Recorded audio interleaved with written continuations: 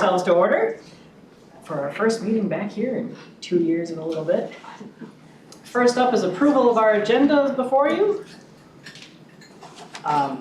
We do motions first, or we should still do it by consensus like we did online? Agenda we can do by consensus. Okay.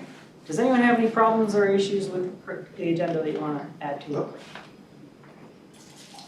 All right, then we will move on. Then next up is approval of our April 7th, 2022 meeting minutes. Those are in your packet for you. There's more copies over there. That we will take a motion for whenever someone's ready. I get a motion to approve the minutes of the April meeting. Okay, do we have a second for that? Second. Second for Bob, thank you. So we have a motion to approve minutes as presented. Are there any corrections or discussion on our minutes?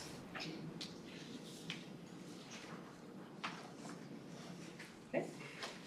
Hearing none, all in favor of approving the minutes as presented, say aye. Aye. Any opposed? All right, minutes are approved, thank you. Next up would be the public invitation portion of our meeting. We are back to doing those in person with the meetings being in person. However, as far as we're aware, there's nobody registered to speak. We were talking about that earlier. It seems like it might be a good idea to still do pre-registrations as it's listed on the agenda. We'll maybe keep that in mind going forward thinking about that, but for now, I kind of like that idea. So for anyone watching and recording, we'll probably still do pre-registrations by email to let us know you're coming if you are planning to come to our future meetings. All right, so then our first business item is something we actually should have done back in January and forgot about, which is appointment of a vice chair for the commission for the year. Those are supposed to be by calendar year. We neglected to do so. So we have before us appointment of Cecily Harris for that position. She's not present today, but we have spoken to her about it before, so she is okay with that. So I'm presenting her as nomination, and then that needs to be approved by the commission. So yes, I'm making a motion to appoint Cecily Harris as vice chair for the remainder of 2022. I second that. You need a second or no? I think I probably do, yeah. Thank you. Any discussion on that? All in favor, say aye. Aye. Any opposed? Okay. We'll let Cecily know that she's on the hook for that. Next up, we have the long name, the Luce Line, Medicine Lake, Shingle Creek, and Northeast Diagonal LRT Regional Trail Master Plans, part 1 of 2. Colin says and Chee. Is Chee also here? Or She just is you? not here, it's Okay. just Colin. We have Colin presenting. Go ahead. Thank you. Good afternoon, Chair Yarusso, Commissioners, and Councilmember Vento. I'm Colin Kelly, Planning Analyst, and I'm here to present that long list of names that Tony just mentioned, Chair Yarusso, excuse me, the Luce Line, Medicine Lake, Shingle Creek, and Northeast Diagonal LRT Regional Trail Plans on behalf of Three Rivers Park District. A quick note about the business item. As I was reading the document this afternoon, I noticed some minor corrections were needed for the MPOSC and council districts and the members listed on page 1. This has been updated in the business item and it will be posted online soon, likely after today's meeting. Just want to make that correction for you here. Business item 2022-143 and this presentation were both jointly developed with my colleague Chee Yang, who unfortunately is not able to join us this afternoon due to an illness. That said, I'm glad to report that Kelly Grisman and Danny McCullough of Three Rivers Park District are both here to respond to questions after the presentation. As the staff report notes, the Park District submitted 1 document for 9 existing regional trails that currently do not have master plans. Some of the plan content is shared across all 9 regional trail corridors, while other content is distinct and specific to each trail. Council Park staff intend to present the 9 regional trail plans in 2 separate business items for the Council's review and approval. This business item today focuses on the Luce Line, Medicine Lake, Shingle Creek, and Northeast Diagonal regional trails. A second, future business item will focus on Lake Independence, Lake Minnetonka, Minnesota River Bluff, Cedar Lake, and North Cedar regional trails. The 4 existing regional trails that are the focus of today's business item are located near the center and western part of the regional park system and metropolitan area. The map on the left is Figure 1 in the staff report. Zooming in just a bit on the right, the 4 regional trails are generally located in the northern and eastern portions of Hennepin County, or Three Rivers Park District here. The map on the right is Figure 2 in the staff report. Zooming in a bit more on the first 2 regional trails. The Park District's portion of the existing paved Luce Line Regional Trail is 8.8 miles long and travels east-west along the former Electric Short Line Railroad corridor within the cities of Plymouth and Golden Valley. The regional trail continues into Minneapolis, where it is managed by Minneapolis Park and Recreation Board. The map on the left is Figure 3 in the staff report. The existing paved Medicine Lake Regional Trail is 25.6 miles long and generally travels north-south within the cities of Dayton, Maple Grove, Plymouth, and Medicine Lake. The map on the right is Figure 4 in the staff report. And also zooming in on the latter of the 2 regional trails, the Park District's portion of the existing paved Shingle Creek Regional Trail is 8.4 miles long and generally travels north-south through Brooklyn Park and Brooklyn Center. Like the Luce Line, the Shingle Creek Regional Trail also continues into Minneapolis, where it is managed by Minneapolis Park and Recreation Board. The map on the left is Figure 5 in the staff report. Last but not least, the portion of the existing paved Northeast Diagonal Regional Trail that is covered by the recently submitted master plan is the 0.6 of a mile in St. Anthony between the Roseville border and Lowry Avenue. The map on the right is Figure 6 in the staff report. Just a little tiny piece there. Moving on to partner engagement. This set of regional trail plans is unique because it was created for trails that are generally already constructed and open to the public. As a result, the engagement efforts and focus were conducted differently compared to new regional trail initiatives. The Park District described its partner and public engagement efforts as taking place in 4 phases. The first phase focused on working closely with local city and agency partners to better understand the performance of the existing regional trails in their communities. Phase 2 focused on engaging members of the public, underrepresented community members, and existing regional trail users. Phase 3 re-engaged partners and focused on obtaining additional feedback from partners, keeping them informed of decisions and how their feedback was considered during the process. The focus of Phase 4 was obtaining feedback from community members and partners, and like the phase before it, keeping them informed of decisions and how their feedback was considered during the process. The cities involved in this engagement included Medicine Lake, Plymouth, Golden Valley, Dayton, Maple Grove, Brooklyn Park, Brooklyn Center, and St. Anthony. Agencies included the Minnesota Department of Transportation, the Minnesota Department of Natural Resources, and Hennepin County. General themes of partner review included adding more local connections, adding more trailheads and amenities, and adding more wayfinding.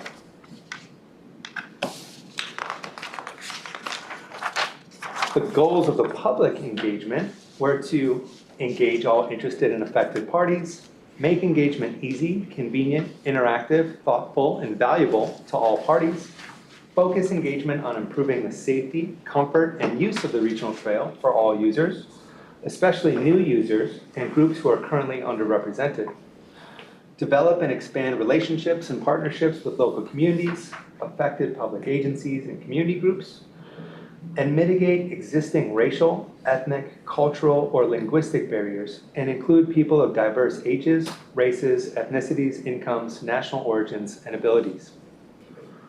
Public engagement most relevant to the 4 existing regional trails in focus today included a wiki map and tabling at several local events, including Earl Brown Days in Brooklyn Center, Tater Days in Brooklyn Park, and the Tour de Tonka in Minnetonka. As a result of feedback received during public engagement activities, several improvements were incorporated into the trail plans, including trail realignments, reconstruction and paving, enhanced wayfinding, including where water is publicly available, and the addition of trail side amenities like benches, garbage cans, and bike repair stations. Phase 2 of the engagement process included targeted engagement of underrepresented community members. Underrepresented community members or groups are defined as those who are not using the original trails to the extent which is expected given their percentage of the overall population, and those who are historically left out of park and trail planning processes. Engagement efforts focus primarily on building awareness, understanding barriers, and identifying infrastructure improvements that help create a more inviting and comfortable user experience. Many of the improvements included in the trail plans reflect the values and needs of underrepresented community members, including Americans with Disability Act or ADA improvements, trail surface maintenance and reconstruction where needed, pedestrian bridge improvements, and providing additional rest stops and wayfinding. The Park District remains open to additional recommendations to better integrate the regional trails directly into the communities they are intended to serve, which includes improving safety and providing more direct routes where possible, better connecting with nature, parks, and other destinations, and developing more operational and programming solutions to increase awareness, comfort, and ability, and remove barriers such as lack of equipment. The Park District is committed to being inclusive and responsive to changing needs and priorities. As we move into the development concept for each of the regional trails, I'd like to remind you that this portion of the staff report goes beyond the typical requirements of this section to highlight other areas in which these trail corridors differ from one another. That's why I'll be sharing information related to demand forecast, demographics, engagement, and estimated cost for acquisition, improvement, and operations and maintenance. I'd also like to remind you that these trails are generally already constructed and open to the public. Currently, about 480,000 people visit the 8.8-mile Luce line operated by the Park District annually. By 2040, this figure is expected to grow to 573,000. The map on the right is figure 7 in the staff report depicting the trail's service areas. Underrepresented groups along this trail corridor include people 5 to 34 years old, Black adults, and people from households with an annual income of $75,000 or less. The estimated costs for acquisition and improvement are $76,320 and $282,000 respectively. Annually, the estimated cost for O&M or operations and maintenance is $54,000. So what is the development concept for the Luce line, you may ask? Well, in different portions of the trail corridor, improvements include widening portions of the trail, providing additional parking at trailheads, improving ADA crossings, improving the clear zone adjacent to the trail, and enhancing wayfinding and other signage along the trail. Moving on to the Medicine Lake Regional Trail. Currently, about 665,000 people visit the 25.6-mile Medicine Lake Regional Trail annually. By 2040, this figure is expected to grow to 880,000. The map on the right is figure 8 in the staff report. Underrepresented groups along this trail corridor include people under 18 years of age and over 75 years of age, Black adults, and people from households with an annual income of $75,000 or less. The estimated costs for acquisition and improvement are $373,412 and $3,019,000 respectively. Annually, the estimated cost for O&M expenses is $119,000. Like the Luce line, improvements proposed for the Medicine Lake Regional Trail include widening portions of the trail, improving ADA crossings and clear zones, and enhancing wayfinding and other signage. The Medicine Lake Regional Trail Plan also calls for developing the trail where it currently does not exist in the city of Dayton, developing a small parking lot, and making improvements to address erosion and drainage issues. Moving on to Shingle Creek. Currently, about 312,000 people visit the 8.4-mile Shingle Creek Regional Trail segment operated by the Park District annually. By 2040, this figure is expected to grow to 366,000. The map on the right is figure 9 in the staff report. Underrepresented groups along this trail corridor include people between 10 and 17 years of age, Black adults, and people from households with an annual income of $50,000 or less. The estimated cost for acquisition and improvements are $282,000 and $4,087,000 respectively. Annually, the estimated cost for O&M is $51,000. Proposed improvements to the Shingle Creek Regional Trail are similar to that of the Luce Line and Medicine Lake Regional Trails and include widening portions of the trail, improving ADA crossings, and realigning portions of the trail. The Shingle Creek Regional Trail Plan also calls for replacing or reconstruction of trail bridge ramps and making improvements to address erosion issues. And the Northeast Diagonal Regional Trail. Currently, about 65,000 people visit the 0.6 of a mile Northeast Diagonal Regional Trail segment operated by the Park District annually. By 2040, this figure is expected to grow to 81,000. The map on the right is figure 10 in the staff report. Based on the Park District's monitoring process, the regional trail meets or exceeds visitation expectations for all demographic categories. There are no anticipated acquisition costs and no proposed improvements for Northeast Diagonal Regional Trail. Annually, the estimated cost for O&M is $5,000 a year. This slide focuses on the overall estimated cost for the Luce Line, Medicine Lake, Shingle Creek, and Northeast Diagonal Regional Trails. The table shown here is Table 1 of the staff report. The total estimated acquisition and improvement cost for all 4 regional trails is nearly $8.12 million. The total estimated O&M cost for all 4 regional trails is $229,000 a year. The combined total estimate for all of these expenses is nearly $8.35 million. The Luce Line, Medicine Lake, Shingle Creek, and Northeast Diagonal Regional Trail Master Plans are consistent with the requirements of the 2040 Regional Parks Policy Plan, particularly Planning Strategy 1, and other council policies, including those found in Thrive MSP 2040. So, the proposed actions before you then are that the Metropolitan Council approve Three Rivers Park District's Luce Line Regional Trail Master Plan, approve the Medicine Lake Regional Trail Master Plan, approve the Shingle Creek Regional Trail Master Plan, approve the Northeast Diagonal Regional Trail Master Plan, and to require the Park District to send preliminary plans to the Metropolitan Council's Interceptor Engineering Assistant Manager. And with that, I will stand for any comments or questions you may have and remind you that the Park District staff is also here to help address your questions. Thanks. Thank you, Colin. What questions do we have for Colin or district staff? I do have a question.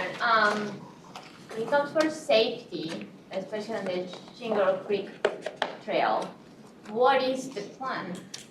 Because I know the area and it's not family friendly per se in a way, so I want to know what is exactly Three Rivers trying to do, and the Medicine Lake one also, because I have people complaining that the safety, for example, in Mississippi Getaway Park, they have had their car open and things stolen on that parking lot, and it's far. You go on the dome and then people just go during daytime, by the way. So I just want to know what's the plan about safety. Okay. Chair Yarusso, Commissioner Dillenberg, it's a good question. I can start to address some questions about safety on Shingle Creek Regional Trail and would certainly invite Three Rivers Park District staff to chime in as well. I know one of the challenges for the Shingle Creek Regional Trail has been crossings of both 694 or 94, where it's combined there, and Trunk Highway 100 or Highway 100 as it's often called. And so there's plans to redevelop the ramps that go up and over those spaces, and some minor trail realignments where the trail makes some pretty sharp turns, which could be problematic for some and potentially dangerous for others. So there's some trail improvements that will address some of those safety issues. Additional wayfinding signage added to multiple locations. What I'm not able to speak to is issues related to break-ins, along the Medicine Lake Regional Trail or further north. So I would invite Three Park District staff to address that if they're able. Thank you. Sure. You're welcome to approach and sit next to Colin here and Introduce yourself. let us know who you are for our record.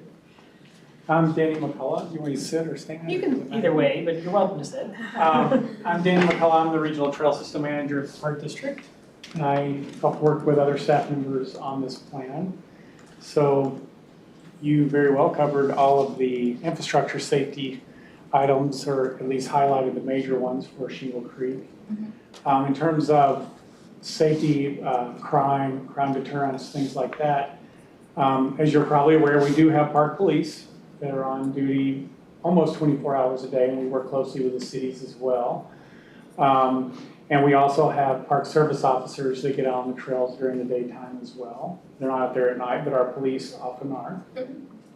As well as we have regional trail volunteer core group that I help manage. And these are volunteers that are just out on the trail because we know that when people see a Park District employee on the trail, they feel safer. It also deters crime. And then I believe, I want to make sure I answer your question. You mentioned a specific parking lot, and I want to make sure. Mississippi Getaway. That Okay, is the north part of the medicine. Yeah.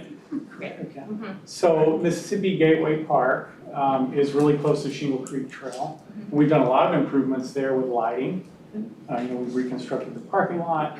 Our park police are in and out of there many times a day, often on foot, as well as along your Shingle Creek Trail and in areas of the Shingle Creek Trail as well. Okay. So we do have coverage out there. We don't get, honestly, a lot of criminal reports or crimes committed. We get some vandalism, like on all our trails, graffiti, things like that.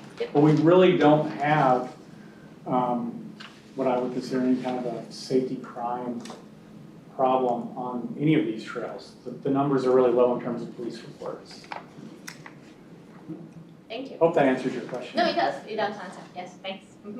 Well, on the safety, I think when I was listening to you, I think, is there something, as particularly around the community engagement, you asked questions, you directly addressed issues of safety. Was there anything related to perceptions of safety, particularly around users of the park? Did you see anything that was interesting to you or glaring relative to that idea, especially for walkers and bikers and that are in some of the areas? And I'll stay on Shingle Creek, because that area there is densely populated, a lot of apartments, multiple schools, and that area really where Shingle Creek, Bass Lake Road, and that area up there is dense, and it's important potential connector if we're going to get people to bike, walk more. Absolutely. But did you hear anything particularly related to safety and not just crime, but like perceptions of safety in terms of what's going to allow them to want to use it more? Sure. Like that's a great question. I really appreciate you asking it. And we did. I heard a lot. Some things already knew, and some things were a little new and great to hear. So one of the things that we heard loud and clear from a lot of people is just general access, connections, local connections to the regional system. That was one thing that we heard from people that they would like to see improvements on. And then in terms of safety, we heard a lot from people about the crossings of roadways. Yeah. People, especially those who are not confident cyclists or confident walking their children, on trails near busy roads, Yeah. crossings are a huge concern, right? Yeah. And so we heard that loud and clear too. And one of the other things that we heard during our engagement, which was really interesting, especially for communities that are underrepresented on some of our trails, is the need for wayfinding. One of the things we heard loud and clear through our engagement was we sense that there are a lot of people out there that don't use the regional trail system a lot, but they would use it more if they knew more about it, knew where it went, knew where it could take them. And of course, getting their bicycles to a location is always a barrier, right? The transportation barrier. We're well aware of that as well.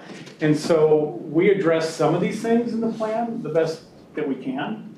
We have lots of places in the plan where we talk about adding wayfinding, especially at Shingle Creek, because that trail takes a lot of twists and turns. through that community. We recommend some realignments. We recommend more signage on that trail. So we did hear quite a bit. Some things, like I said, we know. Some things were a little new to us, and all were addressed in the plan. Have you all done, because one of the things in Brooklyn Park, Brooklyn Center, have you done any work with either working with the city to make a mandate for new development to be investing in some of these pieces? Because I know that's something we do in the suburbs really well. You want to do a new development in, Chaska, they say, great, and you got to build 10 miles of bike trail. Right. Right, you know what I mean? It's like, and that's a great lever to get it done and make it affordable for you. And so right now, Brooklyn Park Brewing Center has, an 80-acre development right there Correct. going on. Have you talked to those developers and how they're gonna be the ones that create the access for us? We have. So that development, to my knowledge, is still somewhat early in the process, although they are constantly, looking at design and sort of concept designs. Yes, we are at the table.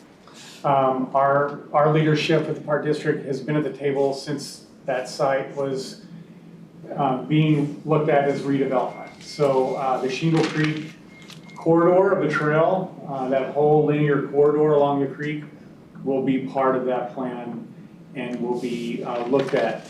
And I know that Brooklyn Center, the city of Brooklyn Center, they have their typical park and trail requirements that they would have for any development. And there is a big focus on that development on offering outdoor recreation to the residents. So I've seen some of the concepts. I haven't seen the latest ones. I've seen some of the earlier versions, and it's all part of the conversation, and we're at the table with them and work very closely. Is it mandated? Is it in their development agreement? I mean, you know what I mean? I think the developers love conversation. Right. Once there's a hole in the ground, there's a hole in the ground, right?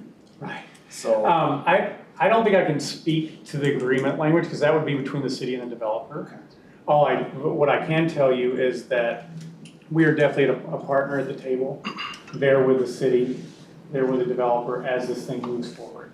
So the trail's not going away. If anything, it will be improved in that area. And I think whatever comes out of development, from the conversations that I've been involved with early on, there is a focus on outdoor recreation in that development. Is there any additional, particular, you're talking about widening trail systems right now, is there any areas, especially the areas where we identify either a lot of family use because of the amenities there, is there anything where we're going beyond a standard with it, you know what I mean, especially for biking, because I think that the challenge in a system like this is where bikers and walkers interface. And so I don't know, are there particular areas where we know we're gonna see a particularly high use? Because I know that's, you know what I mean, people gather in clumps, right? Absolutely. Especially as we develop trailheads and then different play areas, is there any plan or any way where you all are thinking about going beyond 12 feet or to 20 feet or doing separated biking, walking in certain areas just to give us a little more air, especially for families and young people? That's a great question. And yes, we're having those conversations. All of that stuff takes, obviously, right away. Yeah. Investment, right? But we do identify in the plan that specifically on some of our rail corridors, some of the HICRA corridors where our trails are, that might be our best opportunity to widen the trail. Cedar Lake's a great example. That trail is actually 12 feet wide. And that's one we would love to see 16 feet. Unfortunately, it's a light rail project, we can only speak at 12. But there are other corridors in our system where we are looking at that. We know that growth and use will continue to grow and numbers will continue to increase in the system as they have. That's why in the plan, one of the things that we did is a very thorough analysis of right-of-way. So we went through the Shingle Creek trail alignment and we identified all the areas where we had adequate right-of-way for expansion and where we needed right-of-way to make sure we had clear zones or if we needed to add width in the future. One thing we did not do is specifically mention separating bikes and Peds. That would require an enormous amount of width, right? But it's not out of the question to do in the future, but we did look at width right away and numbers in the future and how we could accommodate that. Well, it's one of my experiences, I feel like community members talk about that a lot, but I haven't really seen it in master plans where we've you know what I mean, mandated that as a goal and an outcome, because it really, that's a tremendous The only time we have to really make it something that can turn into policy and find the funding for it. And again, your knowledge of the system, like we know where people are gathering, we know where there's a higher propensity for people under 8, I use 8, as our goal, where they're gathering, and then we wind up, with just challenges there, Sure. And the system's gonna grow, right? We want people to use it, and they're going to, so. But is there any way that we can think about, or is there a way that we can act to support that to happen, or is there, what kind of things would be supported for you to show in the master plan your recommendation for 20 feet? You know what I mean? And particularly something that, around our support of that idea, you know what I mean? Is there ways that we can support that? Yeah. Thanks. Enjoy your Hello, it's me, Colin, I'm the Director of Planning with Three Rivers, and I love that question and wanna chime in, even though I'm sure Danny's got a great answer. We're very interested in that. Our right-of-way prohibits it in many cases, especially through these first-tier communities that we're talking about today, or several of them. We are following a road corridor, we're within that public right-of-way, and we have used every possible inch possible. And that's why it's so incredibly important that as part of development or before development, we are ahead of the game and we're securing land, and we're securing a lot more land than you think you need. And that does take investment, it does maybe take some policy direction, either from our board or from MPOSC, whatever that might be, to really be forward thinking and realizing about the growth of the system and what does it mean when you have 100,000 people this year using it, but by 2040 you're gonna have 200. Like how many more people per quarter mile entering these peak times, and how are we gonna accommodate them? I'll be the first to say this particular master plan does not tackle that fully, because we really were looking at, we have existing trails with some of these parameters already set, and we're not as an agency in a position to go and say, through like Shingle Creek, for example, since that's what we're talking about, to double the amount of right-of-way that we have, those property rights there, oftentimes like their houses, their businesses, they're already there. The cost of that is enormous and incredibly ambitious, and then the public, I think, opposition to taking houses or taking parking. I don't think we're there as a society to support that amount of growth and the separation of pedestrians and bicyclists in many cases. We have other trail corridors, and unfortunately they are in more rural areas of the county where we're actively working on securing land because we can. And I wish we would have better anticipated this growth 100 years ago or 50 years ago. So these first tier communities, especially that developed at the time of the car and that everything was around the car, that they would have been more forward thinking. Even like Minneapolis in their 100-year plan from way back in the day to do the whole grand rounds. Wow, that was awesome and ambitious. That we somehow let the first tier communities just develop without this. And it's unfortunate. And I would love for Three Rivers to be able to have a more regulatory position when there's development happening, to say like, hey, we want a piece of that park dedication. That's simply out of our control. We don't have that regulatory power. That's completely held within the local agencies or local communities. And that's why it's so important that we have a strong partnership, as Danny mentioned, with them, and they bring us to the table when there's a development, and then we all try to coordinate our comments, their comments, and everyone's priorities, and sometimes it's really successful and sometimes it's not.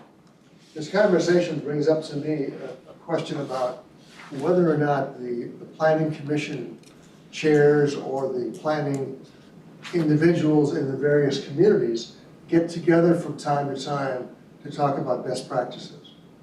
It does seem to me that your point about putting together recommendations toward development policy as it relates to certain issues of this kind would be well served. We are in a position, certainly in our planning process when we do 2050, whatever that comes, to continue on to expand our recommendations as to what we as a planning commission would do here at the Mid-Council. But we also have a jaw-boning opportunity, it seems to me, with the planning people and the commissioners of planning commissions to get together and talk about best practices in terms of working with developers. I used to be the chair of the Chaska Planning Commission, so that was music to my ears. And I tell you, we fought for several years to put together a policy in terms of walkways in communities that had more than X number of houses because of the growing issues of safety. And we ultimately got that done and changed policy, which made an immense difference in our community. But this is hard stuff. But I think we have a role to play at the table. And 2050 may be one place to do it, there may be others, but I really appreciate your Well, point. and I appreciate you saying there's nothing I can do. I mean, I think maybe that's why I'm even posing it, by the end of it, it really isn't an attack on it. But with Three Rivers, you guys are a great system and I remember this 110, you guys remember that meeting? They showed up with 110 miles of bike trail. We were like, what the heck? That was like 4 years ago. That was Something, right? Remember that? our previous system plan. Yeah, that was we literally, that's 110 miles of bike trail. And so you were forward thinking, like you really were, and I think that's why I'm kind of posing it. What do we do? Like, what are the things we do? And I feel like it comes out in community engagement. I feel like when you ask people, because people with kids are the ones who are telling you, I really want to be out there and I'm just worried.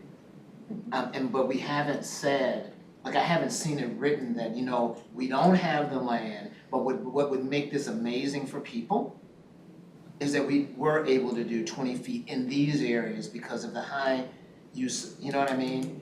And even there are times, like, think of places, anyway, I won't even preach about it, but you know what I'm saying, like what do we do so that we are forward thinking and there is a trail of that statement being anchored by people who live in the community and want to use it, and then support from you as an agency saying we're delivering to people, and us as an agency saying we support you as the people working on behalf of the people, right? You know what I mean? And how do we do that in a way that does start to lay that down for us, so the first time that we have an opportunity to do it, that we actually do it. Because you're right, we've missed those opportunities in the last, 20 years. Which makes me ask actually, how much is the city of Brooklyn Center or the city of Brooklyn Park actually helping with operation and maintenance of the trails because they cross through their cities? Probably the city of Brooklyn Park will hate me for making the question, but maybe they should give more to the table. Brooklyn Center should be probably give more. I'm sure they have troubles, but it will help if the cities are also involved with this, correct? Yep, I can answer that question. Thank you, that's a great question. So we are the primary agency responsible for maintaining the regional trail system through Brooklyn Center and Brooklyn Park. So our maintenance crews take care, they mow the shoulders, empty garbage cans, clean up graffiti.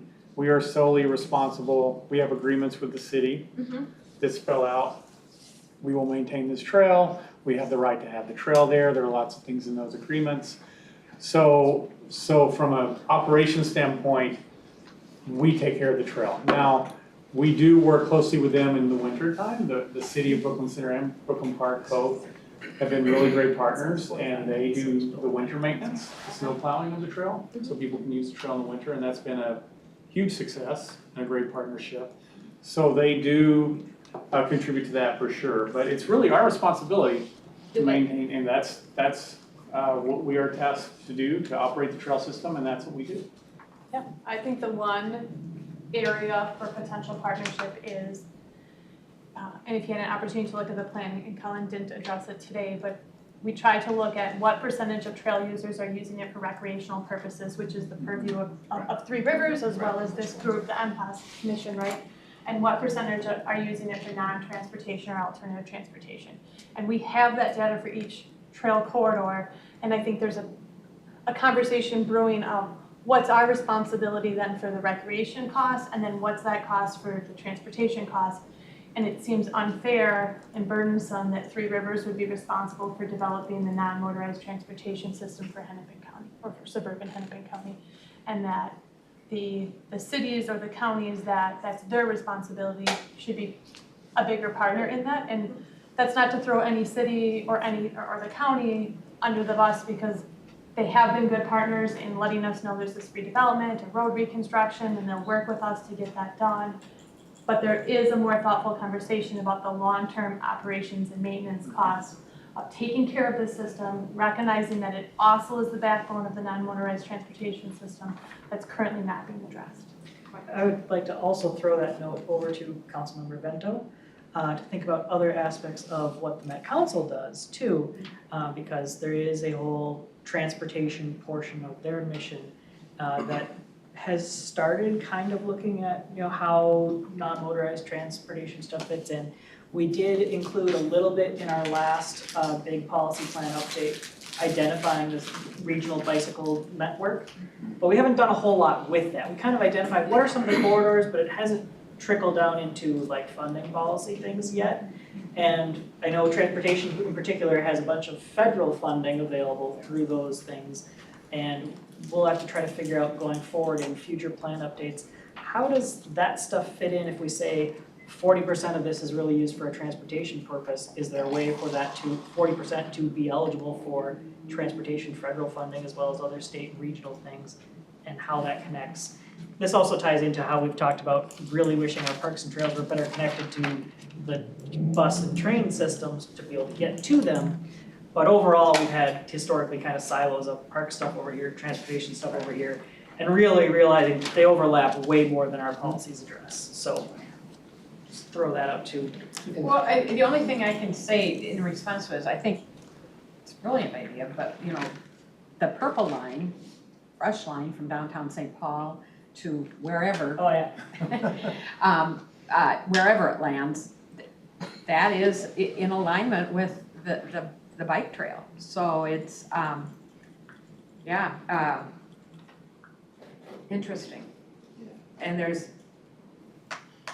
I won't go into the politics of all that, but Ramsey County was pretty forward thinking in their work on it, and they started working on it back in the late 90s. Yeah. But still, that has a, previously it was thought to be training for others, now it's talking about a bus line. But the actual trail portion of that is still mostly used recreationally. Whereas here, when we're talking about Three Rivers stuff, there's people that commute by bicycle a lot.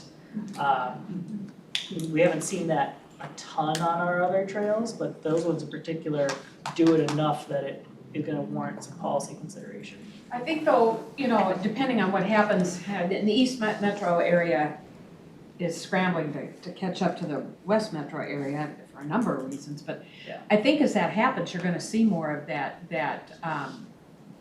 Yeah. non-recreational transit. Colin and I were talking before the meeting, I remember back at least 25 or 26 years ago, meeting a guy out it was I think at a Luce line event somewhere out in the western suburbs, and he was describing how he would bike from Montemedi to downtown St. Paul to work year round. And I thought I was so smart because I would bike from April until October or November, and here this guy is doing it in the middle of the winter. Yeah, it's definitely something we need to think about, and it kind of fits in with our stations, like the park and ride at the Maplewood Mall. Are there adaptations that need to be made there to accommodate the bikes and the bikers and yeah. Yeah, there's certainly gonna be more of that coming in the East Metro too, because they did, Ramsey County did a study a couple of years back about how much of a barrier 694 is to bicycle and pedestrian travel, and there's some plans in the works to add some crossings that don't exist now, so 30 years down the road, you're probably gonna see significantly more of that, because right now, if you try to make a plan to get somewhere from Montemedi to St. Paul, you go, oh, I have to go way around to get over the stupid highway. It's really Or I annoying. have to expose myself. Yeah. Chair, may I offer one simple suggestion to do kind of what you were suggesting on making the regional trail system more eligible for some of these other pots of money? The whole regional trail system across the entire metro should be the foundation of the regional bicycle transportation network, and it's not. Many of those trail corridors are recognized as priority corridors or surge corridors, but there's also many regional trails that are on there that are not identified, and so it makes them incredibly difficult to compete for the federal funding that comes through the Met Council. I am not super familiar with the implications of that, so maybe we should talk more about that some other time. Because But the shift I should know is more. where we are talking about it actively as part of the transportation network. Because there is a way where we tend to elevate the benefit of it recreationally. Right, you know what I mean, even when people talk in their own experience individually, it is often about recreation, right?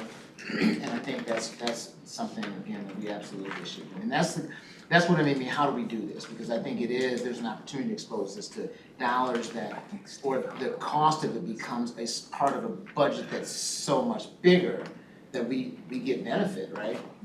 Because the cost per mile is really a lot. I mean, I don't think it's a lot to build a mile of bike lane, It is. right? I will call out that we're getting pretty close to what we'd stated as our Thank you. timeline for this, so I was wondering if we wanted to get some sort of a motion on the table for our last couple of points here. I can make a motion for all the approval of these trails. Okay, so we have a motion for the various proposed actions from the staff report, there's 5 of them, is there a second for that? Second. Second, Bob, thank you. So that motion is that the Metropolitan Council, 1, approve Three Rivers Park District's Luce Line Regional Trail Master Plan. 2, approve Three Rivers Park District's Medicine Lake Regional Trail Master Plan. 3, approve Three Rivers Park District's Shingle Creek Regional Trail Master Plan. 4, approve Three Rivers Park District's Northeast Diagonal Regional Trail Master Plan. And 5, require Three Rivers Park District prior to initiating any construction of new or updating of existing paths, trails, bridges, or any other construction project to send preliminary plans to the Metropolitan Council Environmental Services Interceptor Engineering Assistant Manager. If I say Three Rivers Park District enough times, maybe I'll be able to say it without stumbling. Discussion on that motion. I have a couple of things that kind of fall into that.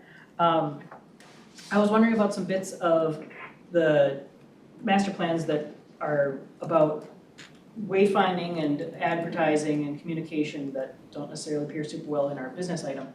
Particularly, I was thinking with the Luce Line Trail, there's something called Luce Line Trail across 3 different agencies. You have part within Minneapolis, part within Three Rivers, and part with the DNR.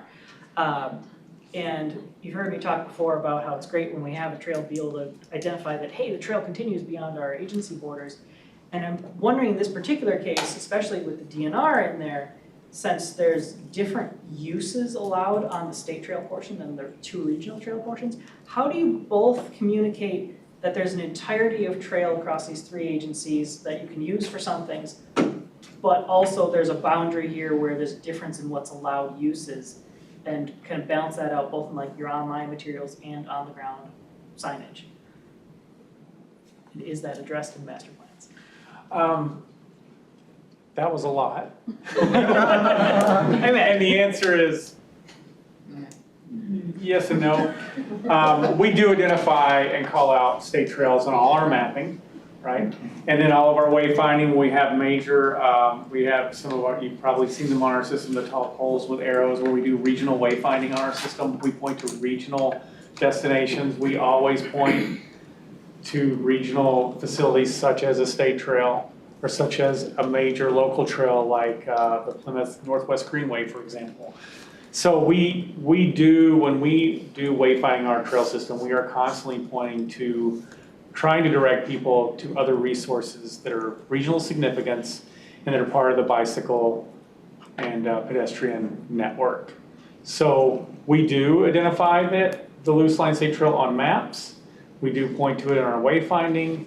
I don't know that we specifically communicate, advertise that it's part of this greater thing, but I hope that answers your question, because that was a huge question. Sure. So, The other item is when it goes from Three Rivers to the state trail, the design and the infrastructure changes from pavement to aggregate.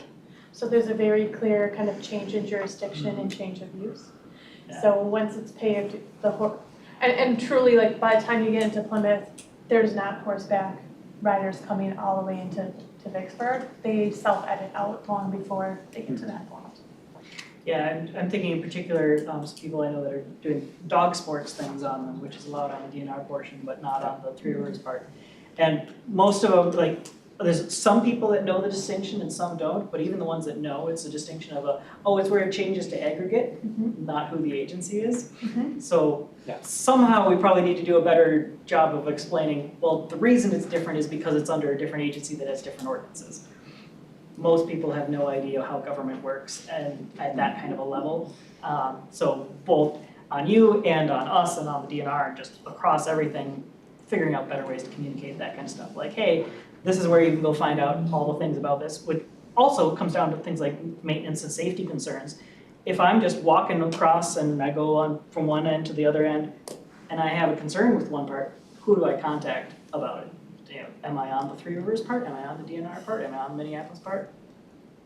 Most of our users have no idea.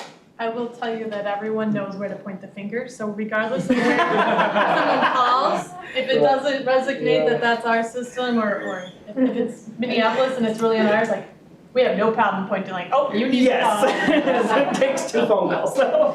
I will add really quick, because I know we're short on time, what I have found with the users, they don't really care. They just want a trail system that carries them where they want to go, that Yeah. connects to things they want to connect to, right? And they don't get so caught up on those boundaries. I'm not saying they're not important. I just want to figure out But- how to but ride the yes. balance of, most people don't care until you have to care. Until you It's like, how do we do the good job of, yeah, you shouldn't have to care most of the time, but some things you do, and that gets awkward. You mean like put a sign and say, welcome to Wisconsin, welcome to Three Rivers? Yeah, without necessarily feeling like you're entering foreign territory completely, right? Yeah, It's like Wisconsin is foreign it's a territory. minor difference, you know? It's not as bad as I the get it. Wisconsin border, right? We're still within Minnesota. Yeah. One thing I have as a thought for us and the council is, we've talked in the past about how we don't measure stuff about trails super well. And we have a lot of things in here about, underrepresented communities, which are great. We're identifying things that we're thinking are gonna help with that. How are we gonna measure well enough to know whether this stuff actually makes a difference? And see progress going forward. Like, we have lots of things where we guess that this might help, but our measurement stuff is like borderline for parks, where there's multiple places to come in.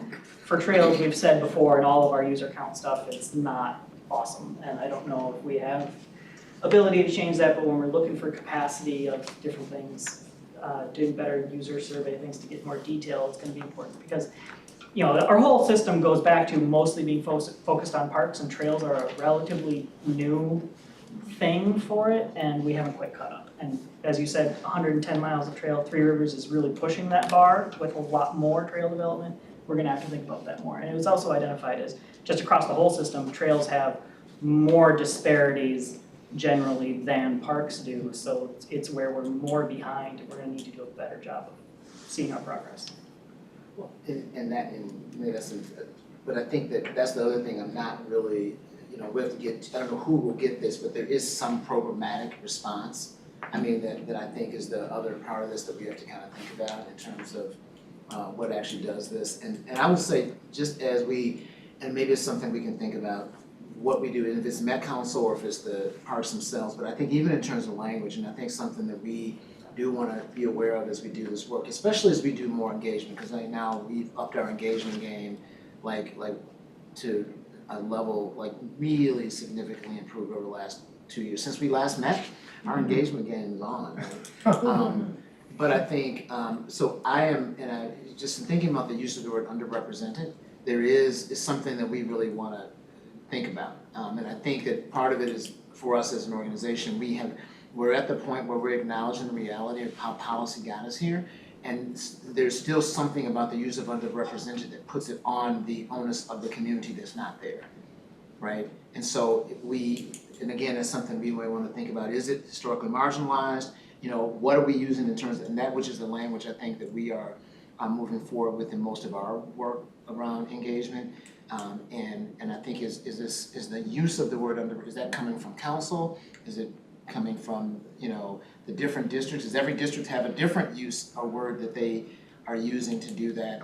But I think in principle, there's something that we can choose that does represent our stand on how we got to here and what the challenges are and who is who is responsible for creating the change, right? And so I think there's something we can explore in that. I also think some of the, the statistics that I see here that are confusing for me because it's like, okay, so, we have race, we have white, black, and then you have ethnicity, and then you have Latin or not Latin. So would you took the white people, do you separate them, and then why do you have to make a difference there? I have never get it. And as a Latin person, I know what to answer now, but it's like, I don't know. I mean, I'm kind of light, so I will put white, but I have friends that are, very brown, so they probably will put black. So I don't know, why would you have to make it?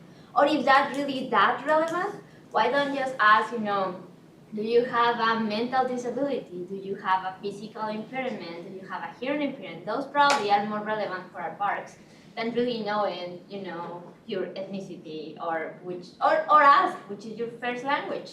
That probably will help more with Wi-Fi if you need to actually make a translation or not. Those are, why are we making these questions and who decides to make these questions? Plus, I would say as a foreign person, when I started getting and they said, well, who is asking and why you want to know and why I'm going to tell you. I prefer not to answer this. Yeah. This is very strange. Yeah, so there's just a thought there too. Chair, could I respond to that? Sure. I'm glad you brought it up. We spend, and I'm not kidding, hours talking about this, and even as professional staff, trying to understand the difference between race and ethnicity and how are they,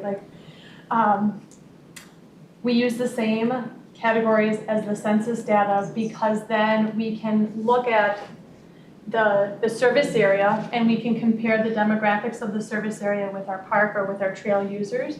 And then we can look at those differences, and if those differences are significantly different, then we know we've got a community group that's overrepresented, so you're seeing more of them than you would expect compared to the broader community, or underrepresented where you're seeing less than you would expect. And I completely hear you, why are we tracking it and why did we choose race or ethnicity and not this other information? And some of it is just what's the hot button topic and what are people really interested in right now? And what data can we easily collect and then compare it to so you can track it. I don't know if the census data gets to that level of disability. I don't think they do, but I'm not the expert, so I will fully own that. We can look at that. I think when we've looked at all of our trail data and our park data, we try to look at it by individual unit and then by system type things, so compared to one regional park to another regional park, and are we seeing differences in trends that way? And then our whole agency data, because it's really, for some of the things, it's a life cycle thing. When you're younger, you go to the parks, you play in the playground, you picnic, you swim, you learn to fish, you do that kind of stuff. Then you kind of get to a certain age and that's maybe less relevant. And then maybe you're on your bike and you're using the trail system. Well, then you have kids, you start going back to the parks again, less on the trails, because it's difficult to bring young kids on the trails, especially the regional trail system, for a wide range of reasons. Well, then your kids get older, you don't want to go into the tot lot or the playground, so we try to not just look at what's happening in this thing and recognize that maybe it's okay that we're not touching people on this example 5 to 34 years old as we would want to, because we're serving them somewhere else in our system. When we look at trends across our whole regional trail system, the things that are most notable, at least to me, are Black adults, and I don't know why. I don't know why Black adults are more underrepresented than any other race category, the BIPOC community, and similar to our parks, the lower income households. Everything else in the regional trail system, there seems like a logical explanation about why you might be seeing one community group more or less than another community. But Black adults across the board, and then the lower income households. So when you use underrepresented, you mean underrepresented to their population in the geography? Yep, in the service area geography. Which I understand, it makes a lot of sense.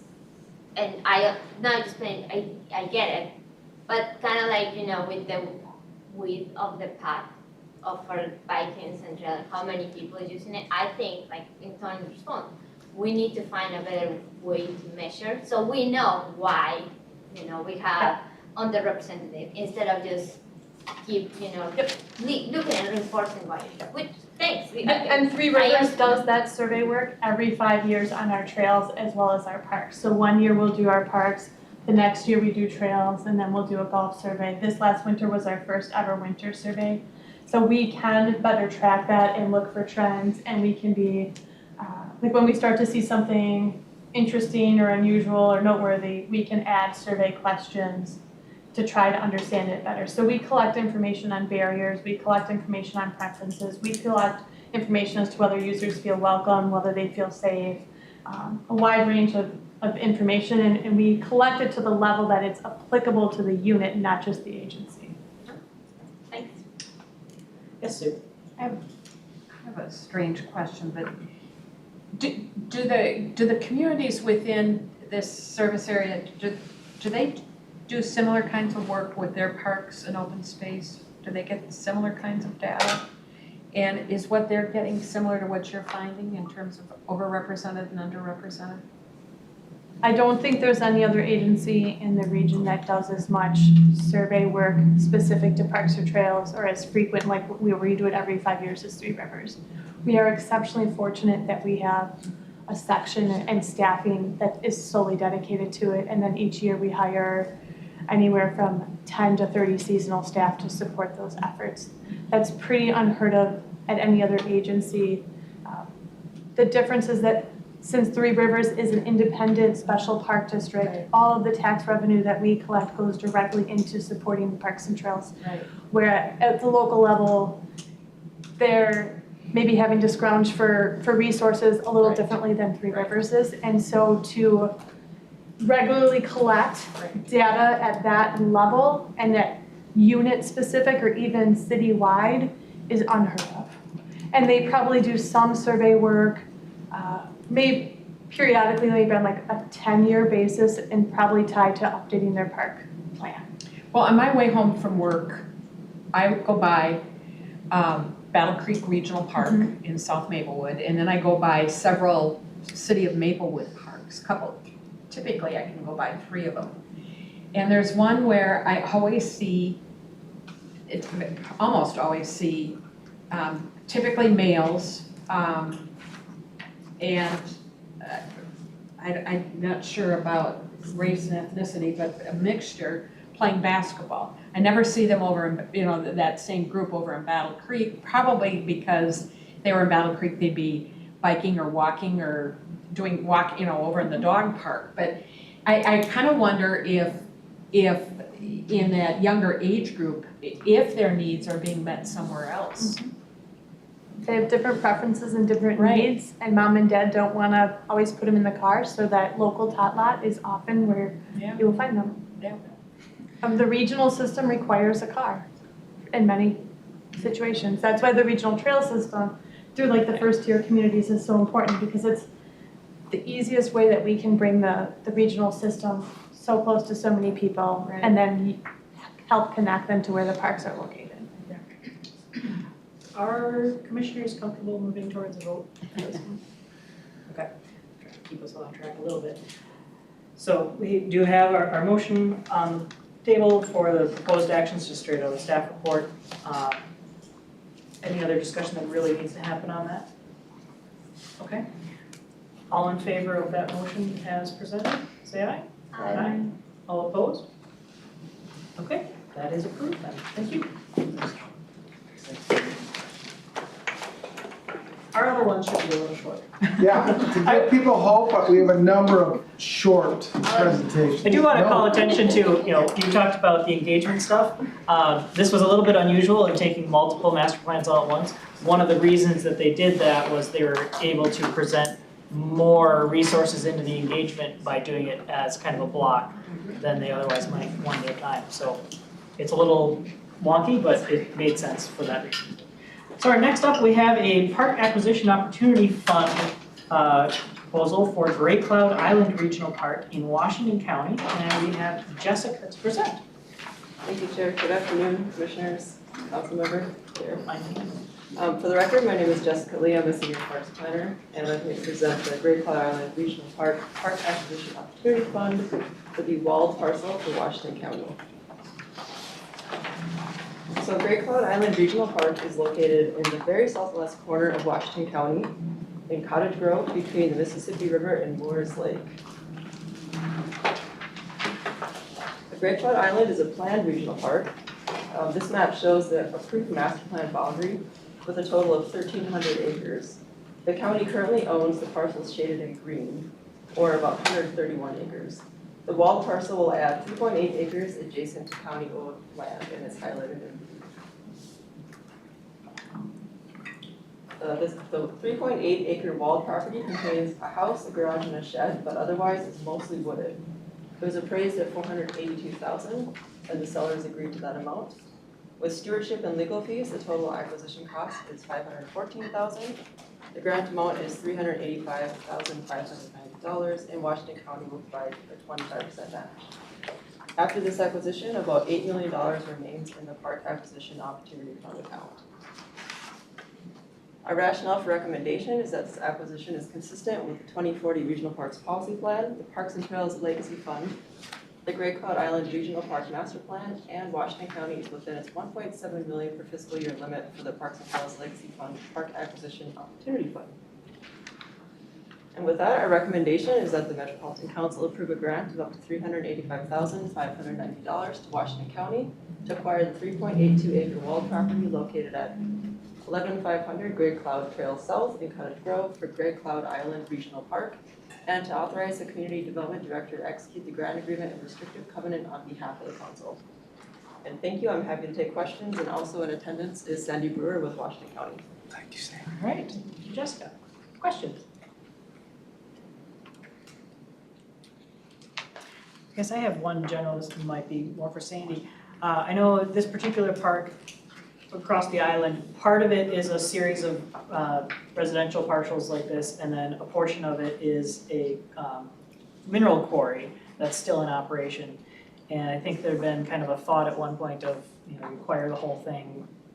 But it sounds like the quarry might operate longer than initially anticipated. And so I was just wondering if there's any idea of when we might be able to have some portion of the park open for public use, similar like what's happened up at Big Marine, where we're nowhere close to acquiring all of it, but there is a part that's open for use. Chair Yarusso, Councilmember Bento, Commission members, thank you for having me. As stated, my name is Sandy Brewer, Washington County Parks Director. You are absolutely correct. We're very excited about this piece of property because you can see by getting that piece, we have a contiguous piece. And we need to have that so that we can start to develop something. On the master plan, there is, in that particular area, there's a bike path that is pointed out. I do need to point out that the master plan was done in 1994. We're not kind of holding off. We are holding off on doing a master plan there because of the mining operation. When we last talked to the mining people, aggregate mining, it was like 2018, and they said at a minimum it would be 10 to 15 years before we would have access to that. More recently, we're hearing it could be 2050 to 2060 before they're done. They have an option to re-up that contract, so that might take place. We also have the Army Corps of Engineers that's looking at doing some dredging on the island. And they take precedence. If they want to do it, they'll get to do it, and they'll get to do that. So we're stepping back to not do that master plan because doing one now is going to lead us to where we were with the 1992 master plan. It's a little bit outdated. So to initially answer your question about is there a plan to do something there right now, not really, unfortunately, because we don't have enough land mass to do it. You can see, if you could go back to that slide that shows where this piece of property is, but up on the northern half there, there's a little bit more area there, but there's not a lot of land that you can really put in a trail or a bike loop or anything at this time.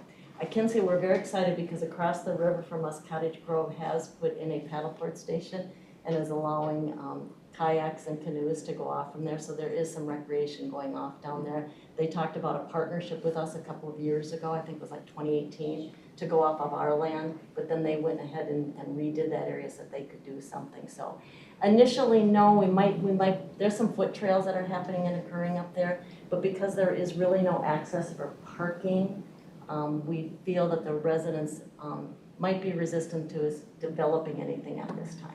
So kind of a long-winded answer to your question. Not surprising. Anyone else? Mr. Chair, can I add a little known fact? Sure. Well, this is right in your backyard. I live in St. Paul Park, and we have a squirrel problem, and we have trapped and relocated since last year to that island 108 squirrels. So either the eagles are being really well fed, or you might see an overpopulation of squirrels. If I may add to that, because I want to tell your school story. We just brought back our campfire programs, where if you camp in the campground, we bring like a naturalist to do a program. And I believe it was Carpenter's Nature Center that just did one this past weekend. And the program was on squirrels. We had 115 people show up for something on squirrels. And it was absolutely loved. So people are hungry to get back out in the parks and to have their programs brought back. If they want to see squirrels, they can go to the island. I'll make a motion to pass the agenda, or the recommendation. Motion for the proposed actions from the staff report. You have a second for that? Is that from Anthony? Yep. Okay. So that motion that's seconded is that the Metropolitan Council approve a grant of up to $385,590 to Washington County to acquire the 3.82 acre Wald property located at 11500 Gray Cloud Trail South, Cottage Grove, for Gray Cloud Island Regional Park, and authorize the Community Development Director to execute the grant agreement and restrictive covenant on behalf of the council. Any discussion? All right, hearing none, all in favor of that say aye. Aye. All opposed? Okay, that motion carries, thank you. Thank you. It's easy. Next up, we have an amendment to the 2019 pilot year Regional Park System Equity Grant Program Fund Distribution Plan. Jessica Lee is back to present that some. Thank you, Chair. Again, for the record, Jessica Lee. And this is business item 2022-141, amendment to the 2019 pilot year Regional Park System Equity Grant Program Fund Distribution Plan. So this business item seeks to amend the 2019 fund distribution plan to allow grantees more time to complete their projects. 3 grants were awarded from the 2019 pilot program. The fund distribution plan stipulated a 2-year grant period with a possible 1-year extension. All 3 of these projects have amended their grant agreement for the additional year at this point. Because of the pandemic, supply chain issues, and increased construction costs, these projects require additional time to be completed.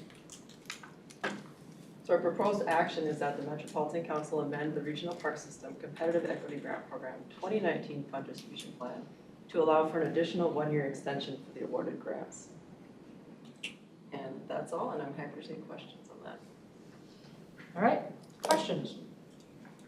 And 1 year is gonna be enough?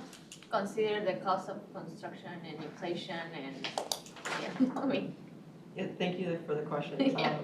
Commissioner. We do believe 1 year will solve the problem. One of the projects particularly, just part of it needs to be rebid. And they think that it will be completed in time with the additional year. But I mean, general, normal situation. We did have 2020 after all, so. Yeah. But just out of curiosity, what will happen if we don't approve it? Like, do you just keep the money from the grant, or say, sorry, we're not interested? That's your turn. Yeah, unfortunately, Commissioner Chair, they won't be able to finish the project with how much the bids came in at, so. Thanks. They spent some of the money already. Yes. And when I was You won't get it all back. talking to Emmett about it, in terms of the concern about calling over, there were only 3 projects in that pilot year. 2 of them are pretty close to be able to wrap up. Only one of them is going significantly beyond. That's the one that has to be rebid. So at least 2 of them should finish shortly. One's a bit longer, but still a year. It seems like it'll be good. Other questions or motions? I can make a motion to amend whatever years we need now. We'll assume that's a motion for the proposed action from the staff report. Is there a second? Second. Second, yeah, thank you. That is that the Metropolitan Council amend the Regional Park System Competitive Equity Grant Program 2019 Fund Distribution Plan to allow for an additional 1-year extension for the awarded grants. Any discussion? I think, as Monica was getting at, we're hoping that that's not a thing that comes back in a perpetual extension, but it certainly makes sense with all that's happened with the COVID stuff. Seems reasonable to me. Anyone else? Okay, hearing none, all in favor of that motion, say aye. Aye. Any opposed? All right, that carries. Thank you. Next up, we have our annual Metropolitan Regional Parks Operation and Maintenance Allocation. And we have Heather Giesel. I don't know, we've seen you in a while, okay. Oh, it's been a long time. Heather, go ahead. Chair Yarusso, commission members, my name is Heather Giesel. I am the grants manager for MTS and community development. Slide here. So Minnesota statute 473351 requires that by July 15th of each year, MPOSC reports to the council the funding requests from the implementing agencies based on the actual expenditures made in the prior year for their operation and maintenance expenses. The state legislature funds a portion of the expenses necessary to run the regional park system because the system draws a significant percentage of its visits from outside the metro area in the state of Minnesota. And the law requires that the council review the operating expenses of each agency for eligibility on an annual basis. So staff reviews the submittals to determine eligibility of claim costs and the appropriate dollar distribution. State statute provides the following distribution formula for operations and maintenance. It's 40% based on the previous year's O&M expenses, 40% based on previous year's proportionate share of total system visits, and 20% based on the previous year's proportionate share of total acreage. The analysis this year programs $9.99 million appropriated by the legislature for state fiscal year 2023. The appropriation includes $2.54 million from the state general fund and an estimated $7.54 million in lottery in lieu of sales tax revenue. Here you can see the expenses that were reported by each agency totaling just over $120 million, and the estimated distribution amount to each agency totaling $9.99 million. So just a quick funding recap. The dollar amounts I just went through, and then just a note that the final pass-through amounts will be based upon actual appropriations and revenues received. And just as a note, as of the writing of this business item, the 2021 visitor study has not been completed. And in order for this business item to move forward and satisfy the July 15th statutory deadline for approval by the council, the tables used 2016 visitation study data and the 2020 annual use estimates, which was the most recent data currently available. Final shares will be updated once the 2021 visitor study data is available. I think anticipated late Q2, early Q3. I've heard a June date, but I don't know if that's. It's gonna be down. Yeah, so conservatively putting late Q2, early Q3. All other inputs are finalized. And it is our plan to, once that visitor data or visitor study is finalized, for us to bring back the final amounts to MPOSC. But we do need to move this forward in order to meet the CDC date and then the subsequent council meeting. So the recommended action is that the Metropolitan Parks and Open Space Commission reports to the Metropolitan Council the Regional Park System State Fiscal Year 2023 Operations and Maintenance Funding Requests. And with that, I can stand for any questions. I was wondering, lost where this wording was, but you mentioned, the visitor study part, but there was also something about the amounts possibly getting updated. Do we not have final amounts from all the agencies yet as well? So the expense amounts, the last year's expense amounts are final and have been reviewed. But because we don't have the visitor study, the percentage allocation may shift slightly. The Okay, so it would just be the hour going out, but the reports have all been processed? Correct, yes. Okay. Yep. Other questions? In terms of the visitor study not being completed yet, is that still COVID stuff, or is there something else going on that would impact the same thing next year? The visitor study will be completed probably by the end of this month. We'll plug in the numbers, we'll finalize this before the July 15th deadline. Yeah, I'm just basically asking why it's not done already before now. I think a lot of it has to do with just the timing considerations, and it's always a crunch doing this.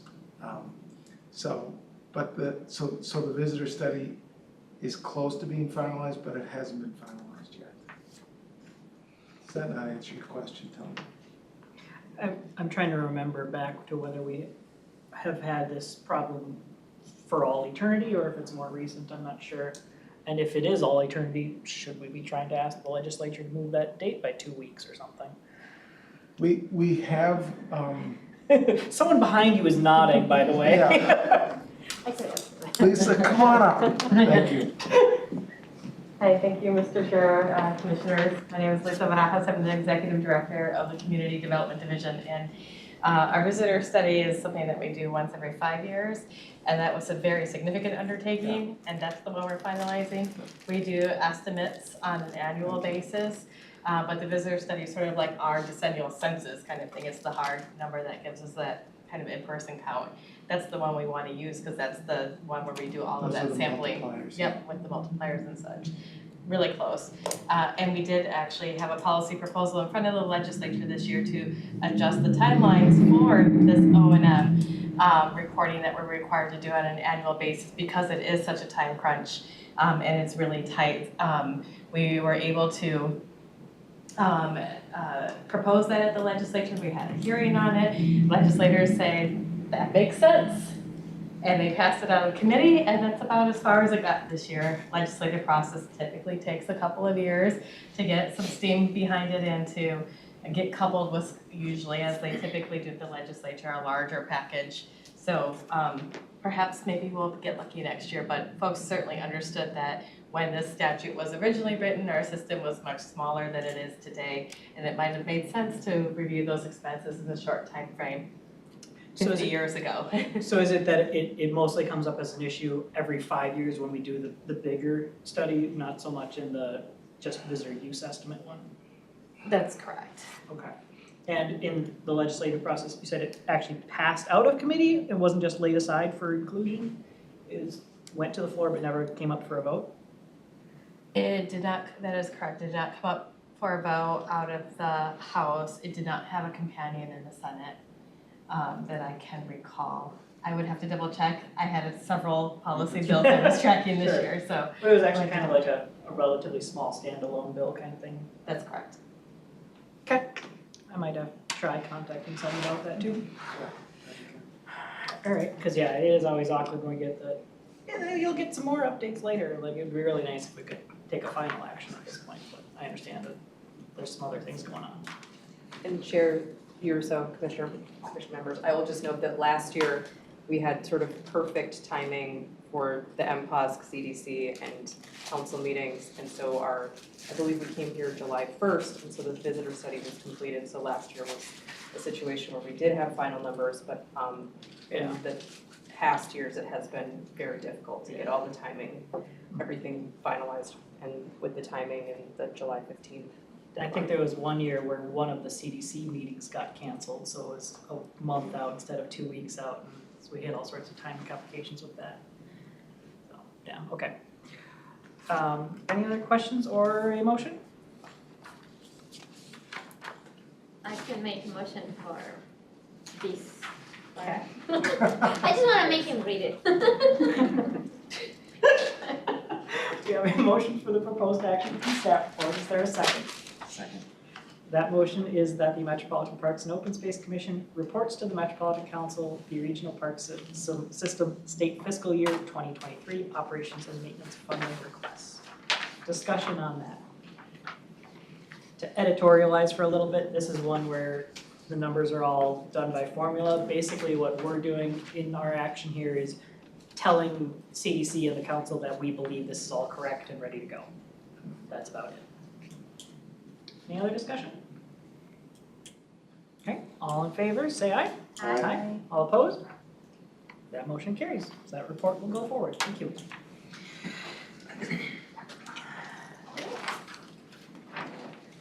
Last business item, we have the Rush Creek Regional Trail Land for Facilities Exchange for Three Rivers Park District. And Tracy Kinney will present.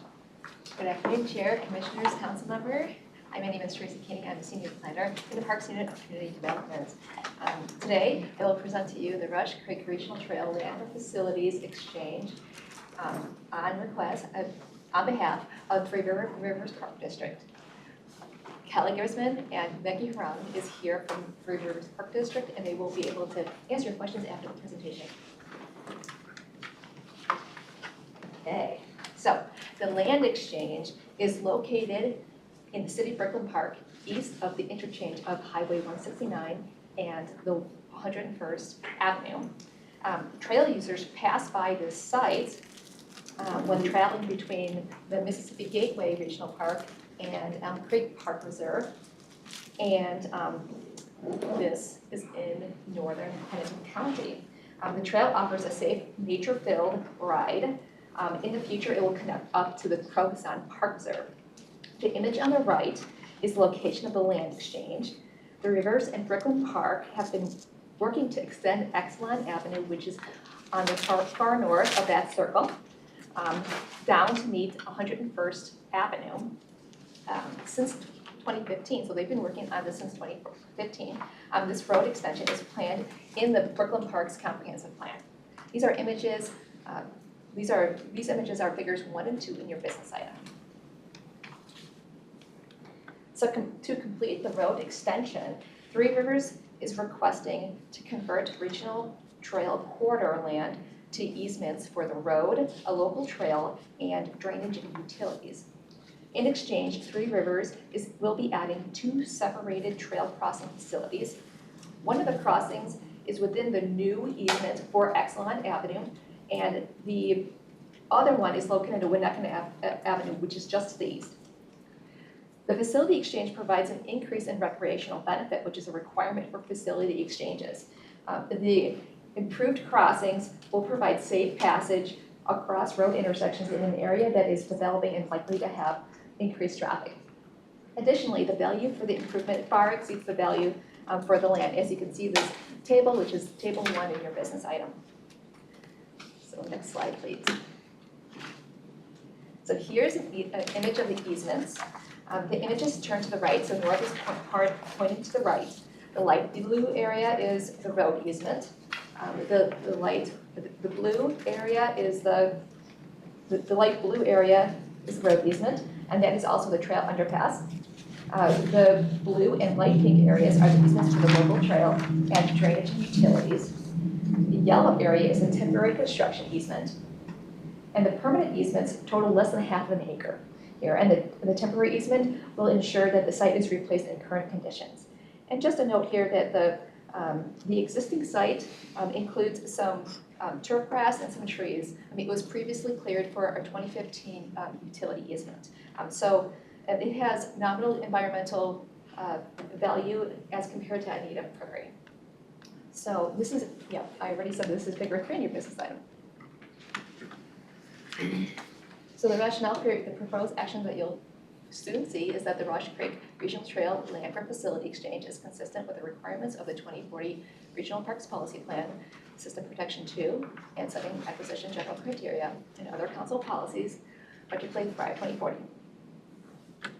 And the proposed action before you is that the Metropolitan Council approve the Rush Creek Regional Trail Land for Facilities Exchange described in the body of this report, and then to approve the consent for easement on 0.3439 acres of land and consent of temporary easement on 5.4 acres of land within the Rush Creek Regional Trail Corridor as illustrated in Figure 3 in exchange for 2 grade separated trail crossings.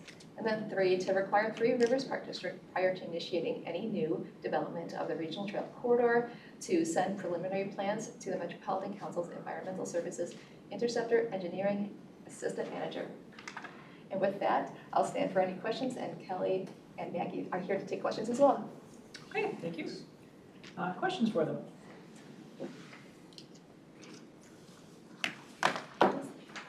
I kind of picture the area, so 169 is here, this is like a church, and then it's a lot of woods.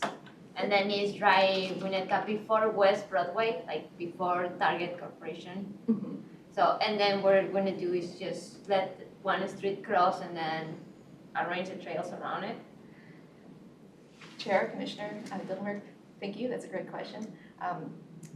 We're gonna let the Exelon Avenue cross extend to 101st Street to the church.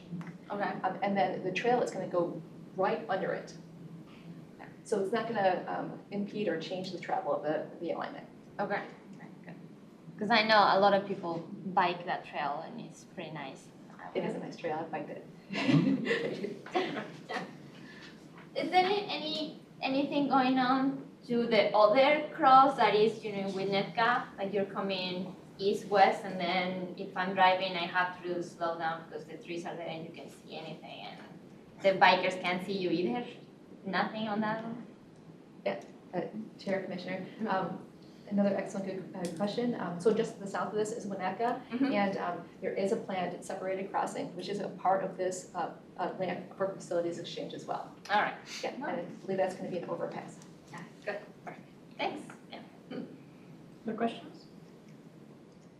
I have a clarification I'm wondering about. In the text of this background portion, it says, in exchange, Three Rivers will be adding 2 separated trail crossings, including blah, blah, blah. When I was talking to Emmett, it sounds like actually what's happening is the City of Brooklyn Park is doing the primary funding of those things. And like Three Rivers is designing and such, but the money is basically coming from Brooklyn Park that's benefiting from what we're giving up out of the trail.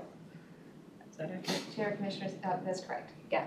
So in the 2019 approval, Three Rivers put forth $30,000 to the Winnetka crossing, and there's an allotment of money that Three Rivers is going to be committing to the Exelon Avenue crossing as well, but no, mostly for the Winnetka Avenue crossing. But yeah, Brooklyn Park is going to be paying for the whole Exelon Avenue extension Okay. and crossing. So basically when we're comparing the like equally valuable stuff, we're actually getting more from Brooklyn Park than the value of what is appraised as what's being removed. Exactly. Other questions? Anyone want to make a motion? I will make a motion to accept the action. Okay, we have a motion from Second. Anthony and a second. So that is that the Metropolitan Council approve the Rush Creek Regional Trail land for facilities exchange described in the body of this report, approve the consent to easement on 0.439 acres of land, and consent to temporary easement on 5.40 acres of land within the Rush Creek Regional Trail corridor as illustrated in Figure 3, in exchange for 2 grade separated trail crossings. And require Three Rivers Park District prior to initiating any new development of the regional trail corridor to send preliminary plans to the Metropolitan Council's Environmental Services Interceptor Engineering Assistant Manager. Discussion. I think I'll just say, you've heard me be kind of skeptical of some of these land for facilities exchange things in the past. I think I'm actually okay with this one. In part because it's a little bit more straightforward on a trail than it is in a park. We're making it so that we can make trail where there isn't good trail, rather than removing something from a park that's harder to do. And because of that clarification where it's not just a Three Rivers is moving money around, it's actually what we're giving up to the other agencies who's also giving us stuff back, which makes a bit of a difference to me. So I'm fine with this. Any other discussion? Hearing none, all in favor, say aye. Aye. Any opposed? All right, that motion carries as well. Thank you. That flips us over to information items. We have one that is the Regional Park System Competitive Equity Grant Project Program Timeline Update. Jessica again. Thank you, Chair. Again, for the record, Jessica Lee. Fourth time. This is only my Jessica? third time. May I ask, would you speak a little louder, please? I will do my My best, yes. old ears are getting a little fuzzy. So I'm here to talk about the equity grant program and give an update and our proposal to wait an additional year for the next grant cycle. So first I'll give an update on the 2019 and 2021 grant cycles. These two grant cycles resulted in 26 grants, all of which are still open and active. Most of them do have executed grant agreements, but a couple have not been started yet. And so we know there's a ton of work going on, especially now with summer starting. There's a lot of programming happening. But to date, we don't have any outcomes or accomplishments to share that have been reported. So we also have significantly less funding available right now than we anticipated. For the 2021 grant cycle, we had about $2 million between interest earnings and council bonds. And we were anticipating a similar amount for the next grant cycle, but it turns out it's about almost half. Because of the pandemic, our interest earnings for 2020 and 2021 were much less than the previous 2 years. So we are hopeful that by waiting an extra year, we will have similar interest earnings to last time. And that would also give us an additional year of council bonds for capital projects. So we would have closer to that $2 million that we had last time. So our original intention was to have a grant cycle every other year. But since we last made awards in spring of 2021, we were hoping to have awards next spring of 2023. But because of the funding situation and our desire to have existing project outcomes to highlight and help support our request for funding, we are proposing to wait another year. This would mean we would post the notice of funding availability and start accepting applications in the fall of 2023 and make grant awards in the spring of 24. So we believe this timeline helps support a more successful grant program. And that is all I have for you on this one, but I'm happy to take questions or any comments or concerns. Okay, questions?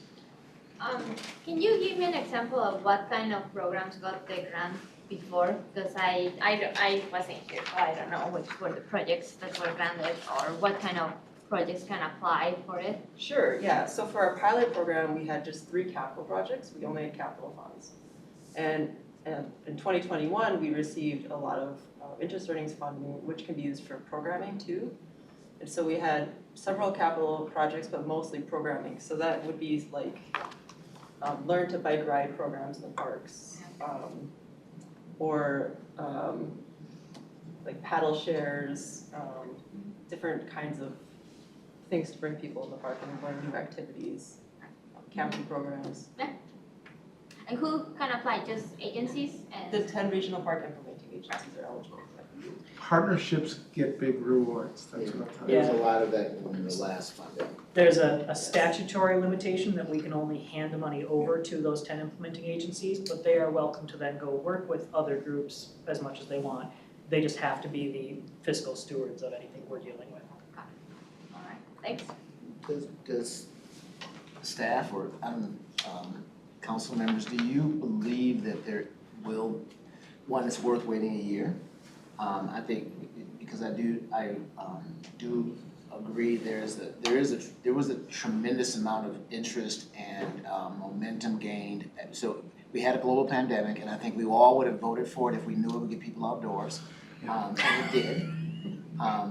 And so, do you feel like there would be lost momentum since we do have this ability to do programmatic work? And it seemed that a lot of the implementing agencies were creative and they were collaborative in this last round, and that waiting another year, did we lose some momentum there?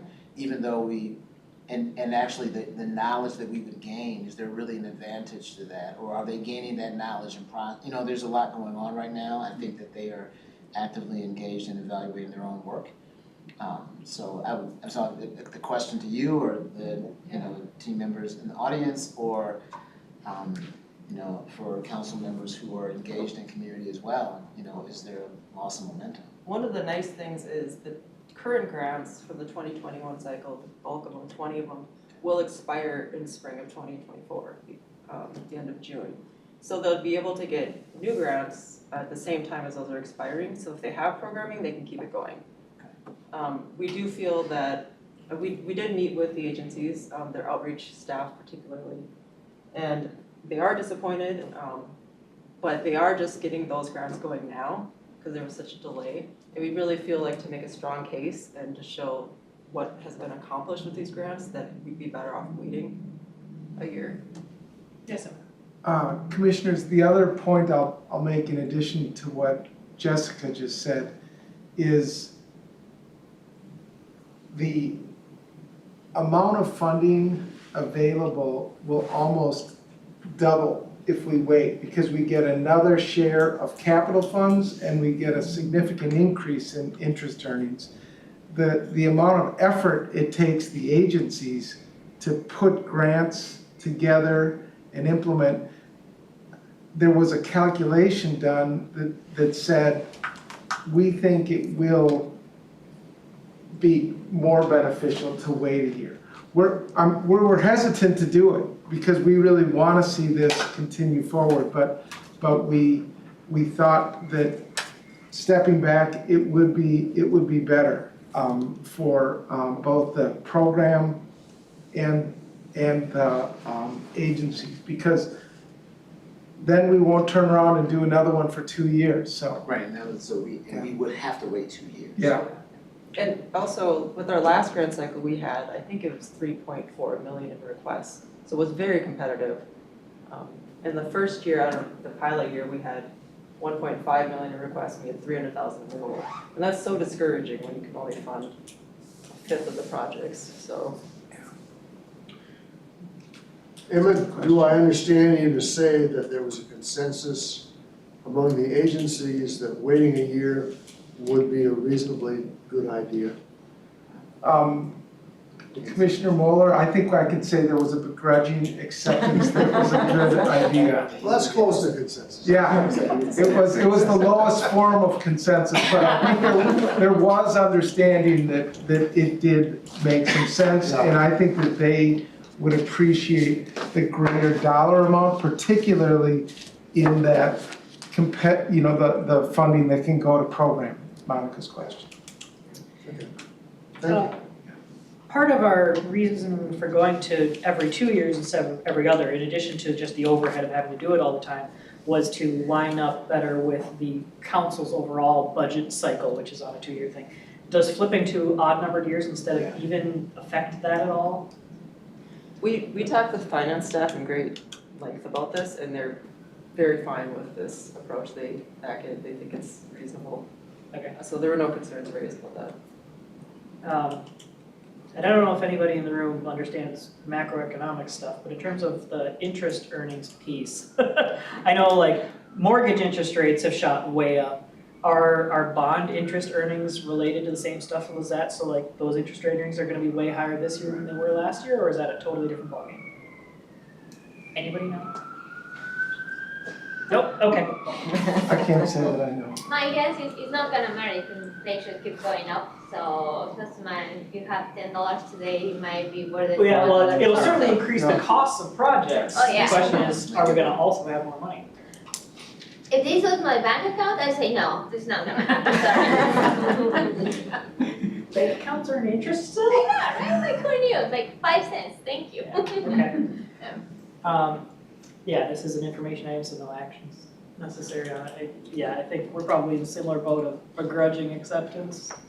Yeah. Love it, but yeah. Yeah. One thing I will say, as a directive to staff of something we need to work on in the meantime, is with the interest earnings thing. The last time we updated Parks policy plan, that was still like in flux, brand new with the legislature changing how that. So we just have kind of a one-liner of MPOSC will revisit this issue, and we have not done so yet to establish an actual policy. So we used interest earnings the last time this came out. We have not defined something saying how interest earnings will be used in the future, and that's a to-do item for us that should happen at some point soon. Good. Commissioners and Chair, we will do that. As the Chair is well aware of, there is a statutory, or there's a state statute that says that the interest earnings must be used on the use and betterment of the regional park system. And what the chair is referring to is, do we want to provide more clarity around sideboards for how that use and betterment occurs? Yeah, it used to be all dedicated to one particular park unit, and then they reworded it to it can be anything. But we had not yet had time when we talked about our overall policy to say, should we have any more specific direction? In particularly, this is important because, as Jessica mentioned, that is non-capital dollars, that is more flexible in a lot of ways that we're really interested in. So we may want to put something in writing that says, hey, these are our priorities for non-capital dollars, and make sure that that actually gets used that way. Okay. All right, anything else? And then, All right, move on. Our next information item is the Regional Park System Historical Cultural Study Project Update. Also, Jessica, and maybe Amanda, if she's here, or is it just you? Amanda is unable to join us tonight. They just left you with all of it. All right. Jessica. Everything came together at the same time. So this is my last item, and this is the last you have to listen to me tonight.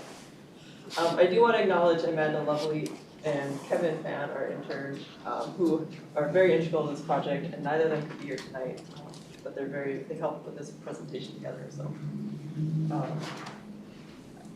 I'm just gonna give an update on the historical cultural study of what we've been up to. And since it's been a long time since we've discussed it here, I'll start with some background. The goal of the historical cultural study is to develop a baseline history of the regional park system and develop tools to bring it alive with park agencies and tell a broader history of our system. The purpose of the study is to understand the region's history as it relates to how we arrived at today and daylight our regional park system's past and present day inequitable practices. And our approach is in partnership with the agencies to bring on a consultant to help us tell a broader history of the system using innovative tools and techniques. So what have we done so far? Last summer, we had an amazing intern who assembled a report on the formation and history of the regional park system. We recorded that presentation on the report and shared it with the agency's Historical Cultural Study Task Force. Each regional park implementing agency has at least one member on that task force. We then met with each agency individually to discuss the presentation and historical information and what each agency hoped this project could be. We compiled these findings and shared them with the task force, as well as we presented them to the parks directors at a monthly partners meeting. And finally, we used everything we heard and learned to develop a request for proposal to hire a consultant. And this is the timeline that the intern put together as part of his historical research. It shows the establishment of each regional park in relation to what was happening in our region, such as racial covenants, redlining, urbanization, etc.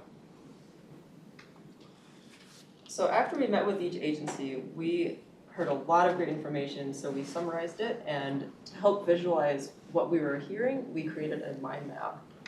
And here is that mind map. This visualization really helped organize the project, and what came out of it was we found three groupings, past, present, and future. And I'll walk through these on the additional slides, so you don't have to try to read that. That's good. So for the past, we want to tell the history of our regional park system and the complex stories and exclusionary policies that have shaped it. We hope to establish the baseline history with tools such as GIS story maps, interactive GIS layers, videos, infographics, etc. We will also use case studies to highlight specific park histories and specific cultural group histories. For the present, we want to use an individualized approach with the agencies and community to bring the history alive in the park system. We will highlight BIPOC stories through walking tours, podcasts, videos, etc. We will develop tools for agencies for engagement and removing barriers and create public-facing information such as public art, programming, interpretive science, and land acknowledgements. And lastly, we want to use what we learned from this study to help shape a more equitable future for the regional park system. Forecasting demographic changes and climate change impacts and having a better understanding of policy implications for ordinances, planning, and community development are some of the ways to accomplish this. So for next steps, we will also be sharing this project update with the Community Development Committee next week. And our RFP for the project consultant is now posted on our website. We are accepting proposals until June 7th. We hope to hire a consultant in the next several weeks, and once we have them on board, we will reconvene the agency task force and develop a consultant work plan. So now we'd love to hear your thoughts, and I'm happy to take questions. All right. Feedback.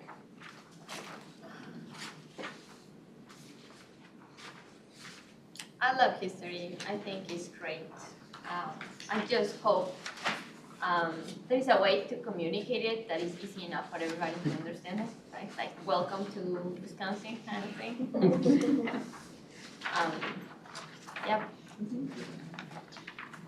It'll be interesting to see how we tie in, like, history of individual park units and the land that they're on, as well as other stuff that's going on. Like, things that are related to residential development might not be within the boundaries of the park, but they impact who is visiting the park.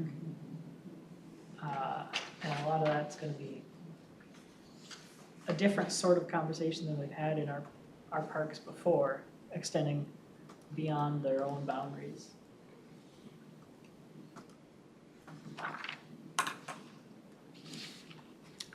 Others? Otherwise, we're just gonna have that working. I'm also curious kind of how we'll end up covering some of the history of the regional park system in terms of the system part. We talk sometimes within ourselves about, you know, what is the role of the regional system and how it relates to our various local entities.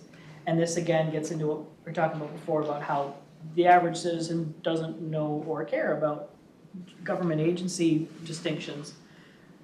But sometimes that's something that we need to communicate a little bit better about, okay, why are the regional parks different from the county parks? We talk about that with commissioners, but we don't communicate that well to the public. And then we see that coming through when they're doing engagement for a master plan of, hey, people really want, you know, why are there not basketball courts? And we don't have great answers for them about why that is. And what that distinction is, you know, we talk about certain facilities, but not necessarily the big picture of why we have kind of fluffy wording for what that distinction is. And how that fits in. You know, when we talk about the history of the Met Council itself, it's really easy to go for the, hey, there was a big problem with sewage, so we had something to cover sewage crossing boundaries, and people understand that. When you start talking about how that fits into parks, I don't think we have as clear of a message about why do we cover parks from a regional perspective and what are we trying to accomplish there? And that might fit into some of this. Okay. I think that's a very good point. Yeah. But do you have a feeling, and I think as I think about it, and actually I don't know who made the point about the fact that something happened in 1887 where the city of Minneapolis decided we're gonna control the Grand Rounds, right? You know, you know, for everybody who travels, I don't know if you feel this way, there's no other major metropolitan area in the country that controls their waterway, I mean, you know, that has active control of waterways, which is why we have one of the best biking systems, right? It was a decision made. So do you think there's a way that we are able to capture, and I don't know if it fits in the cultural, but this kind of philosophical, values-based worldview, something made you make it, you know what I mean, capturing that idea, because I think that, I don't know if that makes sense to anybody, because there's something, and I'm going, they're sitting around, you know, and they go, we're gonna hire Theodore Wirth. Good idea. Yes, that's a good idea. Who is this kid? You know what I mean? Something comes up, and they had a conversation about it, and I think, I'll say, you know, for all of us, we love our region, but I do feel like that the best social network in the world is in the area we made up of Scandinavia. Like if you go to Norway, Sweden, Denmark, you know, and I've never met anybody who's come back from, you know, the Netherlands and said, we need less bikes. You know what I mean? Like no one's ever done that. Like, you know. Or less tulips. Or, yeah, you know what I mean? Yeah, or less chocolate. Yeah. I mean, it doesn't, you know, but I think, and so I guess I'm, you know, as when you think about the system and the way we're thinking about it, is there a way where we also are thinking about those elements of like a worldview that emerges, or a cult, and that gets into culture to me in terms of what you're valuing at that time, and it's the counter, because I think right now we're in this mode, especially from a municipal agency perspective, where we're going to acknowledge redlining, Like I have not gone to one municipal meeting where somebody didn't acknowledge redlining. Like it is literally acknowledged in every and then, but that's after we do the land acknowledgement. And that, we're in this mode right now where there's this way where I think we're not able to look at the people that we call white people and realize they moved here and they probably weren't white yet.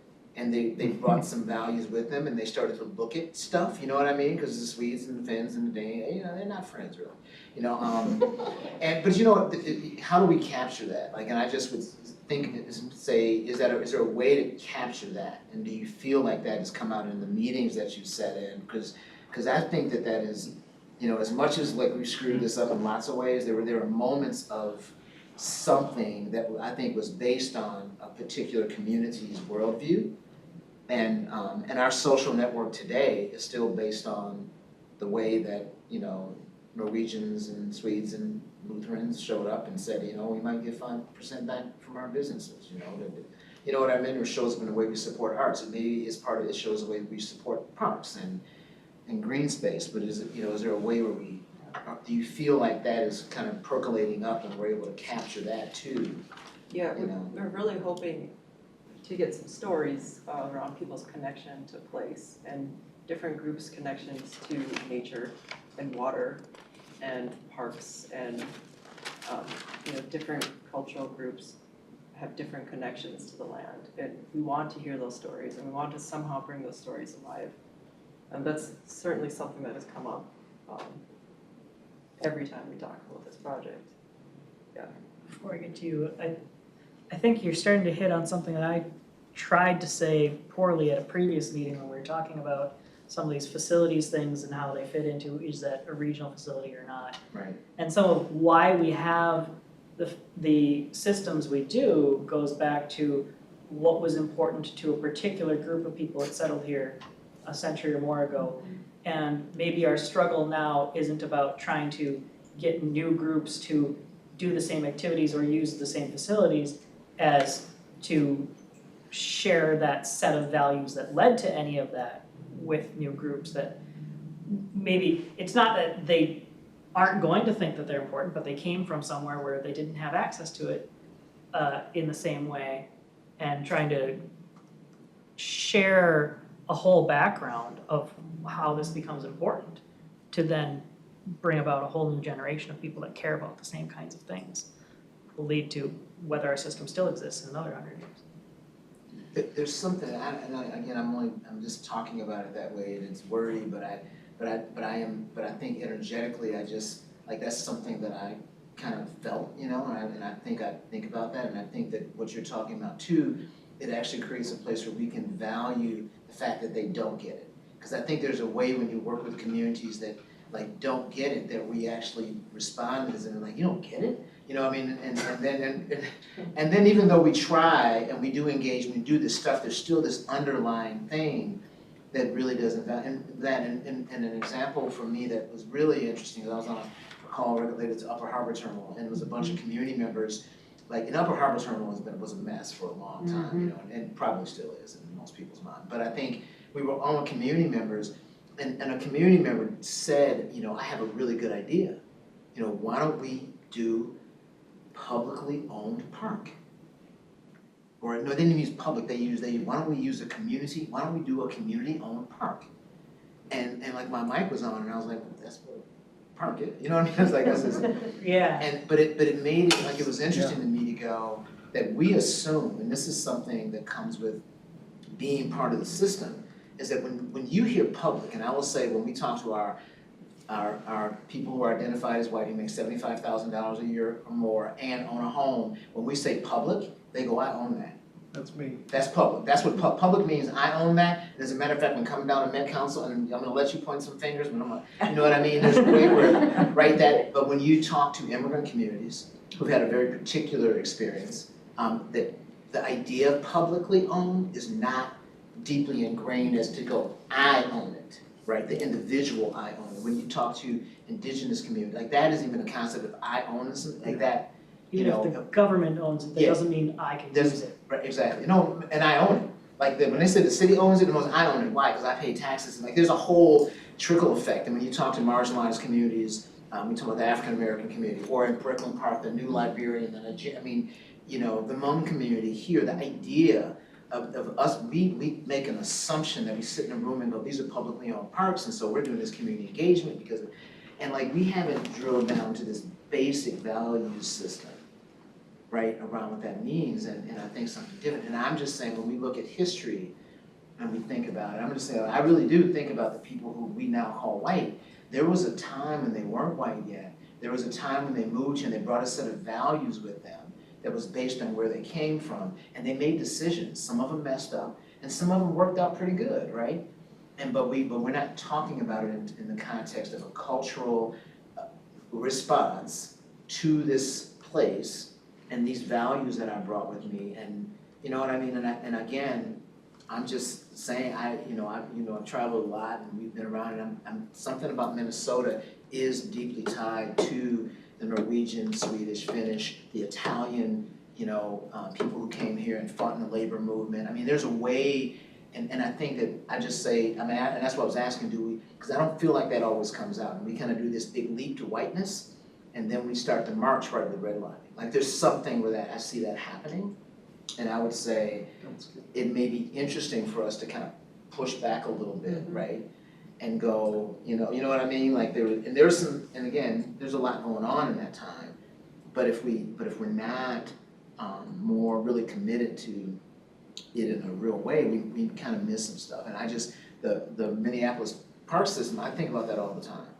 And it is no small joke that happened.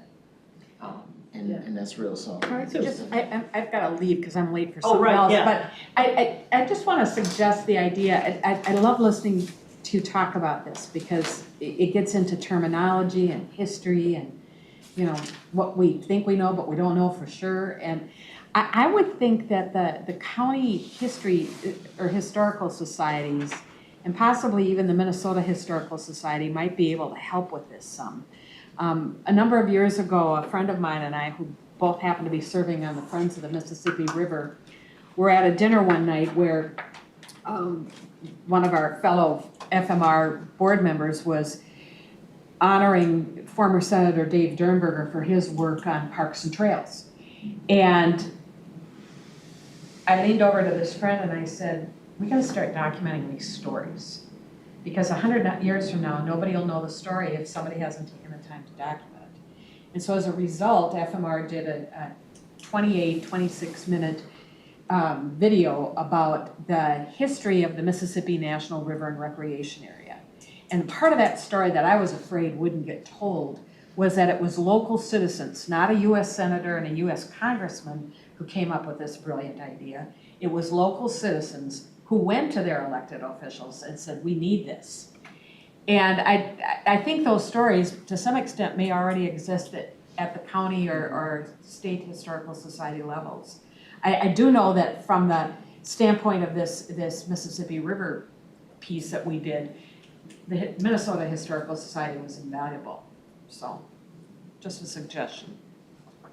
Very good. I will, I've got a comment that builds off of Tony's reflection on the early planners who had this big vision. And I'm wondering, as I visualize our 2040 plan, whether or not we build the vision of a connected network of trails and parks clearly enough. And if we talk about a picture, a vision, a driving effort to create this system that we can describe to people, that we see a value to our future generations of having this wonderfully connected, somewhat natural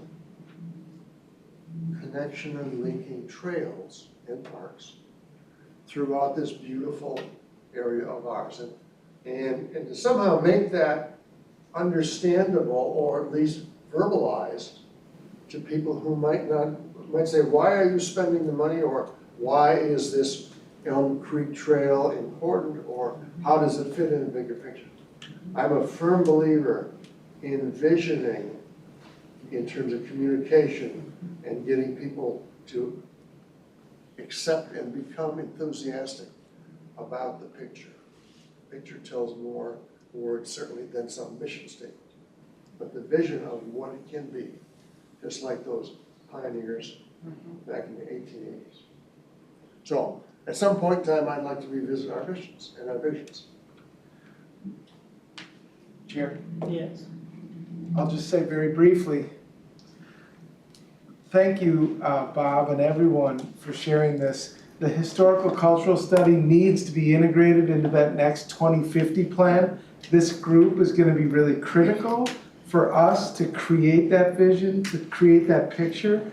And how you just described it, Bob, was beautiful.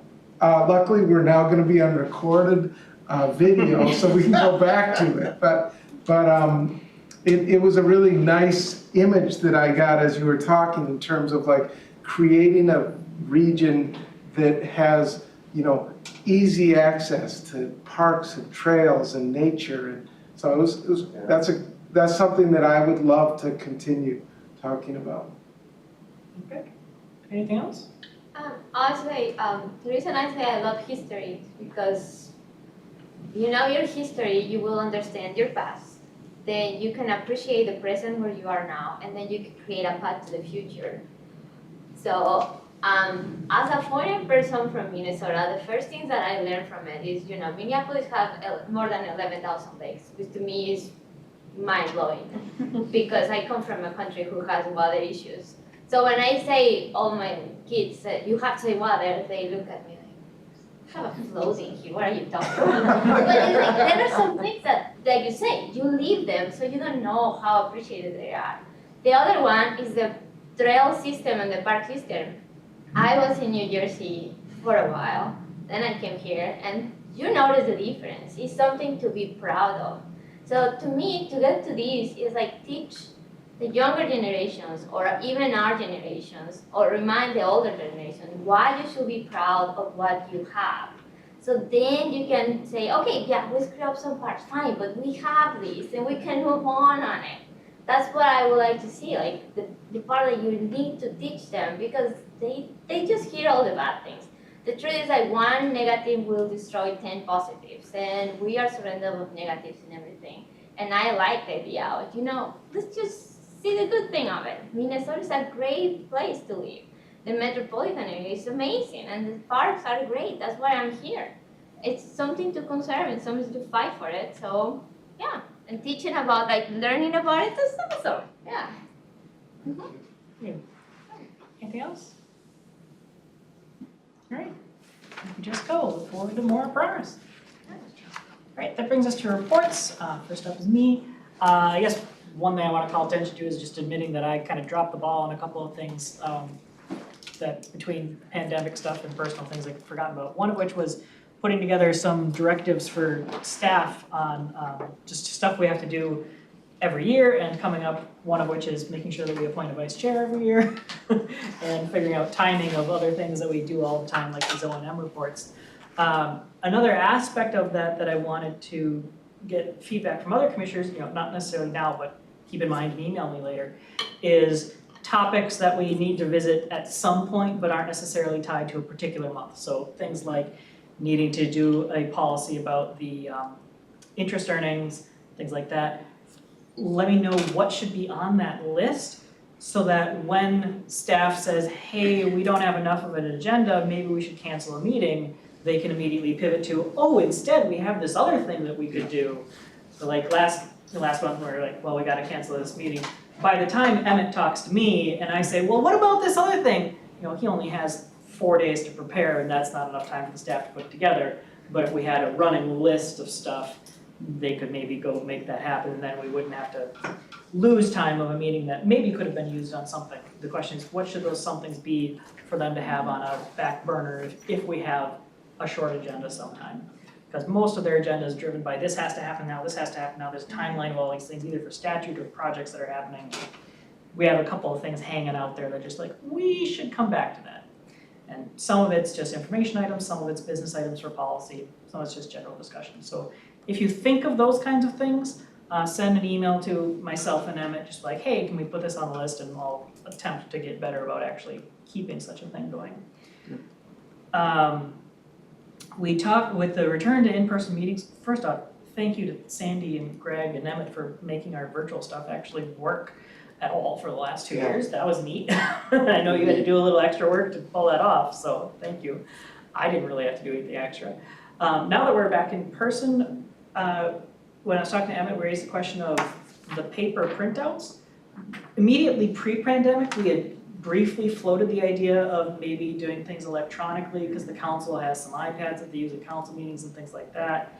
I don't know whether that actually is available as an option, but no, they won't let us use them? No, there are so many different commissions. So the council members get an iPad, but to supply all the different commissions and all the different, it would just be too much. So it was a big fat no. I'll look at Lisa and see if there's I didn't think so. There's just so many. I thought maybe if That we all would be met too on tough. different days that we could use one set. So, the question is, I think it was raised with the recording secretaries, that we just, people get it all electronically, people have their own pads or whatever, so we should just have one at the table. I'm not comfortable with that, but if that's what you guys want, I can certainly do that. But if you'd rather have the paper copy, I'm happy when you come to the meeting to check back on or reference to or whatever, I'm happy to do that as well. So that's really up to you guys. Will it give you more work if before the meeting I say yes, I need a copy, or no, I don't need a copy, so you don't have to print that many papers, but you have to keep track of who wants and who doesn't? Great. So what I'm saying is if you want a paper copy when you get here, so you can look online and read your packet or whatever, but to have you want to try to print something out at home or that, I wouldn't expect commission members to do that. But if you want to have paper copies available when you get here to reference through, because maybe you don't have your computer or tablet in front of you, I'm happy to do that. Yeah, but on that, do you want a confirmation that I will need it? So you have a head count of how many copies are you gonna print instead of having to print 5. Yeah, that would be helpful. Yeah, so Okay. today I printed out 10. Yeah, Because I knew there was 4 people missing, but, so yeah, that would be a good point. Okay, and 2. We probably need to, and we have so many people not here, maybe keep doing paper for a little while. I'll try bringing my tablet along and see how that works out. I don't know what that would feel like or not. I have been bringing my tablet to the meetings at the park, so I won't be needed one of these ones, and that will, save some trees. Yeah. I know that's like we're parks and I'm killing trees all Yeah. making packets. Yeah, we'll see. I do certainly poke through these things all the time during our meetings, so I need something, but I have to figure out whether bringing my thing works. Legit. Yeah, I have a device that might work well, but we'll see. Okay, so there's those 2 things. Oh, also legislative update, there was no bonding bill passed. They might have a special session, but they haven't decided yet, so we may or may not have a CIP this year. We don't know. So that's a bummer, but we'll see. I think that's it for me. Other commissioner reports? Congratulations to the DNR for launching the, I'm hoping to see Todd Kimberly actually. They launched their first. Oh, the track chair thing. All-terrain chair. Yeah. That was exciting, and so that was really, and I think that's just a cool story. We should all know about that and promote it. And I think as much as in terms of work I'm doing, one of the things I'm really working on is being very clear about my blind spot around abilities. And again, as we kind of do our work, it's something to think about. And then I was hoping to hear from Emmett, $159 million dedicated for really nature-based programs in the state. It's just real, like a big number, and there's no detail, it felt like, and I just was wondering, it'd be great to get more on that. And then also, I think they also passed the children's Bill of Rights for outdoors, or nature, I'm not sure which word they're using, but those 3 things came out in legislature, and that's cool. It's something for us to look at what levers, what more power does that give us in terms of doing our work. I'd love to, at some point, see if the agencies are responding to it, the implementing agencies, what is that? So it was a good session for outdoor stuff. Yeah, there were some good things in there. Sure. There's some medicine. Obviously, our council liaison, I already had to take off. Any other commissioners? Staff? Well, the state legislature does have an opportunity to still call a special session. Anthony, I'm not exactly sure when that will pass. I know the more time that goes by, the less likely it'll become, because they'll just head into the elections. We will keep you posted. We're watching it right now. I think that there still is an opportunity for a special session. The message that I have heard is that let things cool down and then see if people will come back with renewed energy to pass a very specific, framework that was agreed to by leadership, a week before the session was to end. The only other thing I have is just to thank you five for being here. Operation and maintenance allocation, while that's not a super exciting one, we have a statutory responsibility to do that, and you made that possible, so thank you. Things come up all the time, and that's what happened for the other commissioners, some at the last minute, so I just want to really underscore how appreciative we are. It's been 2 years and 3 months, I think, since we've last met in person, so it's remarkable that, okay, we're back, so really appreciate and the staff team and the agency support